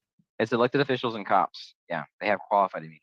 Well, judges and their ilk, so the prosecutor and the judge's staff, they have something beyond qualified immunity, and it's called absolute immunity, which means that they are immune from being sued personally for any of the things that they do that are a violation of people's rights, unless there's a caveat, unless they're doing something that's not judicial in nature. If they're doing something that's administrative, right? ADA, that's why I keep saying ADA issues are administrative and not judicial. So you can sue judges and their ilk for violations of the ADA, and we are in the process of doing that. But yeah, so any errors that they make from the bench, where they, for instance, in the district court trials, right, where they just rubber stamp guilty when there was no evidence presented, right? when they testified there was no crime, like the judge that clearly was acting punitively, right? The judge putting in these excessive bonds and stuff as a punitive measure, put me on house arrest as a punitive measure. Those punishing me greater than he could sentence me, greater than he did sentence me, and his punishment for appealing him was far greater than the sentence that he imposed. Right? Those things I can't sue him for, because those are judicial. He's free from lawsuit for doing those things. But if he's violating the administrative process, that's where you can potentially hold him liable. Yeah, the ADA violations, absolutely. And what are the consequences? I mean, does he get fined? Does he lose his judgeship? I mean, what happens to them if it just depends on what I ask for in the claim, right? I can ask for that in the claim. I can ask that he be disbarred. I can ask that he be removed from the bench. I can ask for monetary damages that he pays directly, like not that the state covers, but that the county covers, but that he has to cover. Wow. Right. But the state of North Carolina is listed as the primary defendant in the ADA suit. God, there's so much to this case, and that's part of what they want, is for there to be so many facets and for there to be so many situations that it's hard for people to even keep up with it. And as they wash through new people, people change jobs all the time. You got new clerks. Everybody needs to educate themselves to this entire case and to the nuances and to the little things that have happened. And half of that disappears over time. It drains out. And yeah, it's frustrating and sad. And again, I appreciate you spending the time of going through it on our channel for everyone who's watching, so that it's recorded for anyone that wants to watch it later on. We're going to be sharing this again out to a ton of different platforms, and we're certainly going to stay on this. But yeah, anything else you want to keep going? I'm certainly open to it. I'm fascinated. No, I think you're up to date. I think you're up to date. We're waiting on a response for the motion to suppress. From the last video in the Guilford County series, we're waiting on the judge's order on that, and we're waiting on for this last one I was talking about with Rockingham County. We're waiting on either the prosecutor to schedule the pretrial motion so that we can get rid of this case with the motion to dismiss or motion to suppress, or waiting for him to respond and say, okay, this record's good, or let's add this to the record, or he objects to it, and I file that with the Court of Appeals. And that takes months and months. Like that, the Court of Appeals process takes months and months and months before we hear a response from them. And they either agree with me and say, yeah, your rights are violated under the ADA, which is the due process. Like the ADA, Title II of the ADA violations, according to the Supreme Court in Tennessee v. Lane from 2004. They said it also violates the 14th Amendment, your due process rights, protected by the 14th Amendment. So Wow. if the Court of Appeals agrees with me, then they will grant motion to dismiss, and that case goes away. If they don't agree with me, then they kick it back down to the Superior Court, and we are still Keep in the kick- same position. And then he has to schedule the pretrial motion to dismiss and motion to suppress, and we're back to dealing with the courts. But at least we can say, hey, we've established this precedent of level of accommodation in Guilford County that you can do all this stuff remotely via WebEx. That can have all my accommodations in place, and you guys can have a visual interpreter. And that's better than what we were before, where he said, no, fuck that, you can only come in with nothing, and then it was half of nothing, or half of what I asked for, and then it was 2/3 of what I asked for, and then threats and coercion and intimidation. So that we're not going to play that game again. They're going to give me the same level that I've got in Guilford County. But now Guilford County is screwing up again, because this past week I've been trying to file motions, sending them mail electronically, and they say, oh, we can't file electronically. I'm like, okay, I'm not asking you to file these things electronically. I'm asking you to receive mail electronically. My request under the ADA is for you to modify your mailing policy. I can't physically mail you physical printed material, because I can't read the physical printed material to make sure I'm mailing you the motion that I want to be mailing. Right. Yeah, I you can't should, read it. you should mail him some porn. Right. Exactly. Yeah. Exactly. I don't know what I printed How would out. you I don't know what it was? whether I Right. Sure. Yeah, I don't know whether I printed out a bunch of dick pics or what, like, I don't know. So, Well, but they literally said, oh, well, you just mail it to us, and then we will file it and scan it and then send it back to you. I'm like, that's too late. Like, if I sent you a bunch of like pictures of my butthole, like, it's too late to realize that, whoops, now it's in the court file, Not that I have pictures of my butthole, but well, we don't know, do you? I mean, you can't see, right? I mean, no, but this is how insane. Like, this is what the clerk said. They said, oh, just mail it to us, and then we'll file it and send it back to you, like, electronically. Like, no, that doesn't make any sense. I need to know what I'm sending you to the court before I send it. It's ludicrous. And so the other option is you take it in person. Well, they won't let me in the courthouse in person. That's where all this mess started. And so then the other option is I hand it to somebody else, and they do it. Well, now we have that same problem, 28 CFR 35.160 subsection C, that you can't force a person with a disability to use another person as their interpreter. right. So either way, whether I send it in the mail or I have a person walk it in, I'm using another person as my interpreter, and I cannot be forced to do that. So they have to make a modification. And I'm not asking them to file it electronically. I'm not asking them to build an electronic filing system so that I can submit it via an online filing system.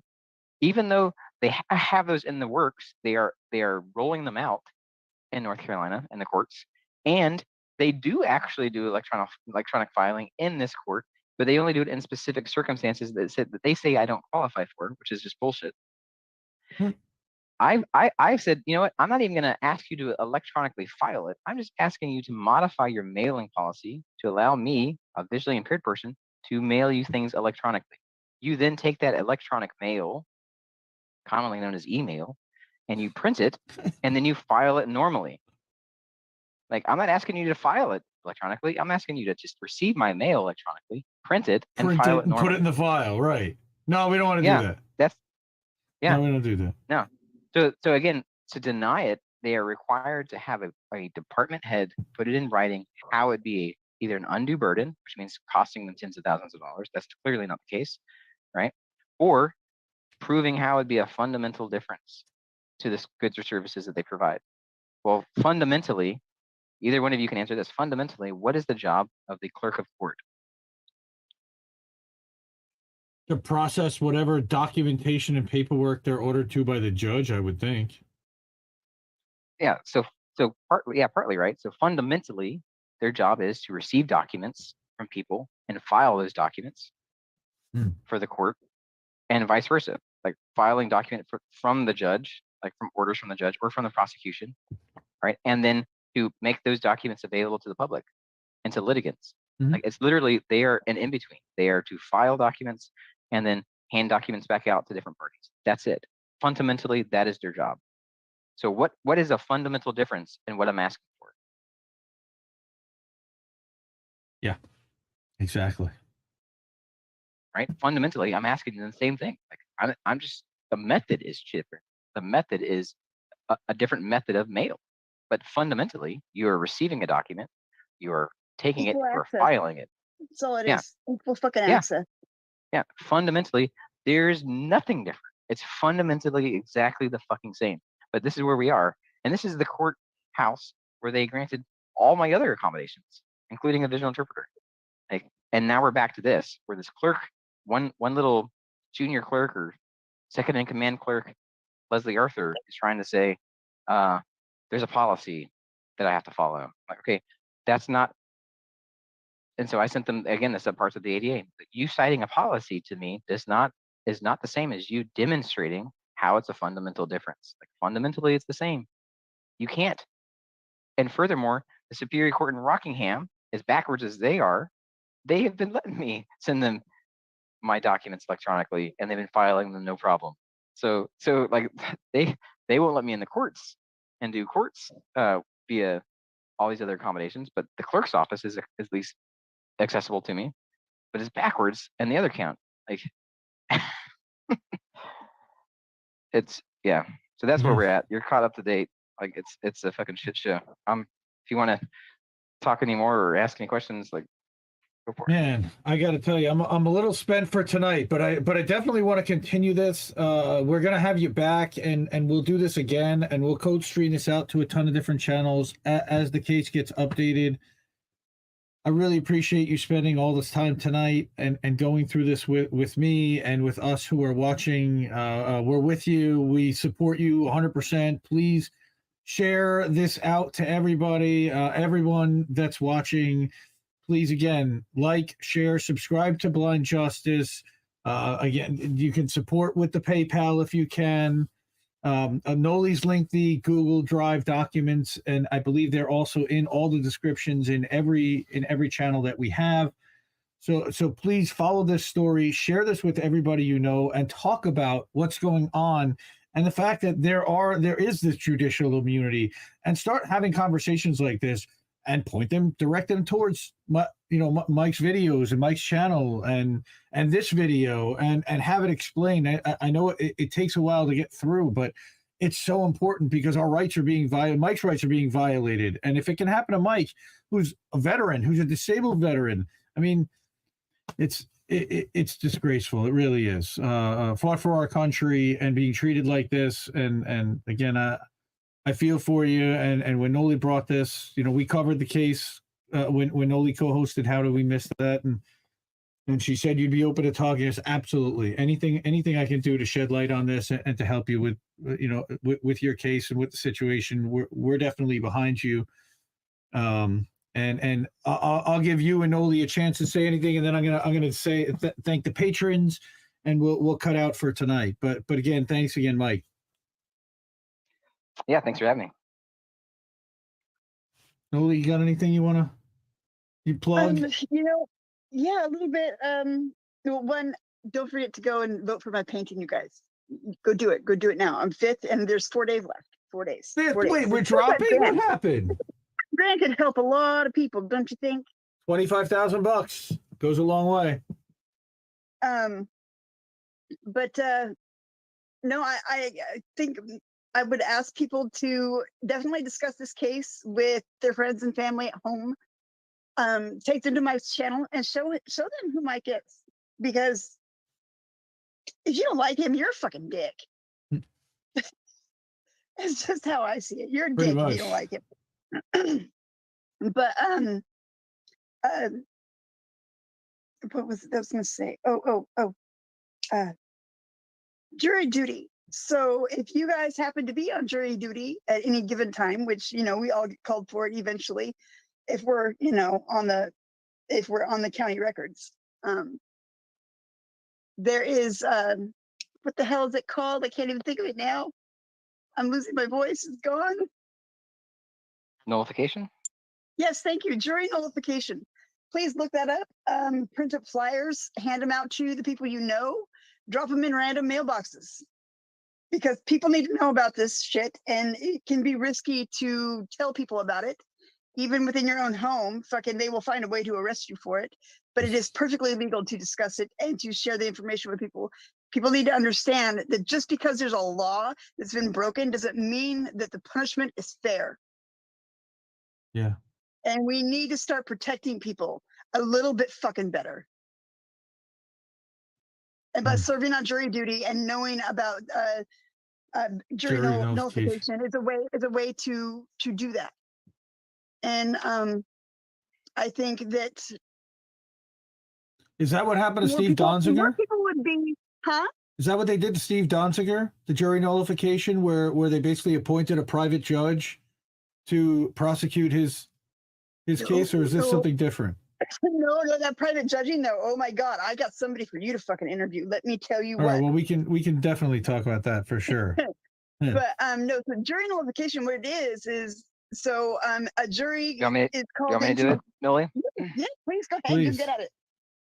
All right. So the 10th Amendment of the Constitution, it's something like the powers not delegated to the United States by the Constitution, nor prohibited by it to the states, are reserved to the states, respectively.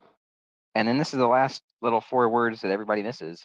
It says, or to the people, right? So jury nullification is the checks and balances in place that the people have, right? So the legislators supposedly make the laws. The judiciary is supposed to interpret the laws. The executive branch enforces the laws. And there's supposed to be checks and balances there. Well, the people have checks and balances, not just through the voting system, which is all fucked up, but with the juries, because the juries are made out of the people. Yeah. And so if there's a law that you think should not be a law, you think that cannabis should be legal and not criminalized, right? You think that anything else that somebody's charged with should be legal and not criminalized, then it doesn't matter if the prosecution says, hey, we got this guy dead to rights. We can show that he did X, Y, and Z. Here's all the evidence, right? That doesn't matter, because the jury, even seeing all the evidence that would supposedly render a guilty verdict under that law, if the law is shit and the people don't want it, the jury can nullify the law by voting to deliberate and say, we're going to find this person not guilty. We're going to give them a not guilty verdict, and thereby nullifies that law. It's the last checks and balance that we have is on the jury using jury nullification. Now that it's a double-edged sword, because it can work the other way, and I'd say it works the other way more often than not. Sure. And that means that, like in my case, where the evidence, like the prosecution has zero evidence in either of my cases, right? But he's going to get up and he's going to try to convince the jury that I'm a bad guy, all these different things, right? And try to appeal to their bootlicking tendencies and say, we need to convict this guy. And so even though they have the highest standard, the highest burden of proof, it has to be beyond a reasonable doubt. It's the highest burden of proof in the judicial system. Like, they get convictions regularly from juries when they don't meet their burden, because they appeal to the juries, just do what we say. This judge has jury instructions, and you guys need to do what the judge says because you're dumb. And they go, okay, yeah, well, the judge says so, and these jury instructions, so let's just do what the judge and the prosecutor want. And they find people guilty when the prosecutor didn't present the evidence for a guilty verdict, right? So it works usually against the people, because people don't know this exists, because people don't know the Constitution. They don't know their rights. They don't know, they're not told that they actually have the power to nullify, laws. The corruption of the judge and the prosecution and the legislators, right? And the laws. Yeah. So that's jury nullification in a nutshell. Wow. Amazing. Again, thank you, Mike. Thank you, Noli. I'm gonna cut out for tonight, but I'm gonna go back to our one shot, and I will take everybody out and say thank you again tonight for everyone. Let's see if this is the right button to mute you guys. Yes, good. Okay, so again, thank you so much, everyone, for who was here tonight. Thank you to Noli for introducing us to Mike. Thank you to Mike for serving, for going through all of this, for educating us as to what's happening and how our system can absolutely just beat down someone, even though they've served, even though they're disabled. It's really sad. Again, we're hoping that things are going to work out for Mike, and that the judge and everyone who sees this will be aware, and he'll get some relief here. Again, just wanted to give a shout out and a thank you to our patrons. We do have a few patrons in our Patreon, and that's Rich M and Richard and Les Bones and Radical Leftist Agenda, Nikki and Eric T. Red. Thank you so much for all your support. Say thank you to the volunteers that help us share this out, to Nicole and Darlene and Big Mad Crab. Shout out to Jimmy Saves World, Jimmy Sunderland for the thumbnail for tonight's stream. Shout out, of course, to Alex Davidson for liking every Substack post every week that we put out. Again, thank you so much. And our new Rockfin channel. Wanted to tell everyone again to subscribe to our new Rockfin channel, rockfin.com/IndLeftNews. It's commercial free. You can subscribe for free. You can follow the channel for free. Premium content on the entire platform is $9.99 per month. If you want to subscribe, it's not required. I don't even think you need an email address anymore to watch the videos, which is great. We do put premium content for clips up for 24 hours, and then we make them available to everyone. But we want to give some premium content to subscribers of the platform. But again, thank you so much tonight to Mike. Thank you so much to Noli. Thank you so much to everybody for being here. We're going to be live tomorrow night at 10 o'clock for How Did We Miss That, our regular Sunday night show. Please definitely be here for that. We're going to have a special guest co-host. Reese going to take the week off, and we're going to have Stephanie Smith come in. She's one of the INN contributors. She helps share some links all the time out to Facebook for us. Been on Tommy Nation. She was on our INN family live stream back in December. So I'm excited to have her come in and co-host with me tomorrow night. Wow, it's been a busy week. We were on Misty's show this past Tuesday. That's up on our YouTube channel. We had a member live stream for IndieNews Network. That's also on our YouTube channel on Wednesday. Thursday, I was on with Kit for Hardlens Media on their exclusive Rockfin show. So if you're a Rockfin premium member, go to rockfin.com/hardlensmedia, and you'll be able to listen to my interview with Kit and talk about censorship, talking about platforms, talking about what's going on in the lefty independent space. And finally, then last night I was on Reefer After Dark with Reef and with Jesse Jett, and that was a goofy good time. And we just kind of cut loose and watched some cringe videos and talked about cannabis. So again, lots of fun happening, lots of things happening on IndieNews Network, lots of things happening on IndependentLeft.news. Go to leftist.today. That's our Substack. Subscribe, share, follow. And of course, IndependentLeft.media. That's the links to find everything in the Independent Left News. That's IndependentLeft.media. Again, thank you so much. Happy Fuck the Cops Day, as Noli likes to say. FTP, ACAB. And everybody, thank you again so much. We are going to be out for tonight. Have a great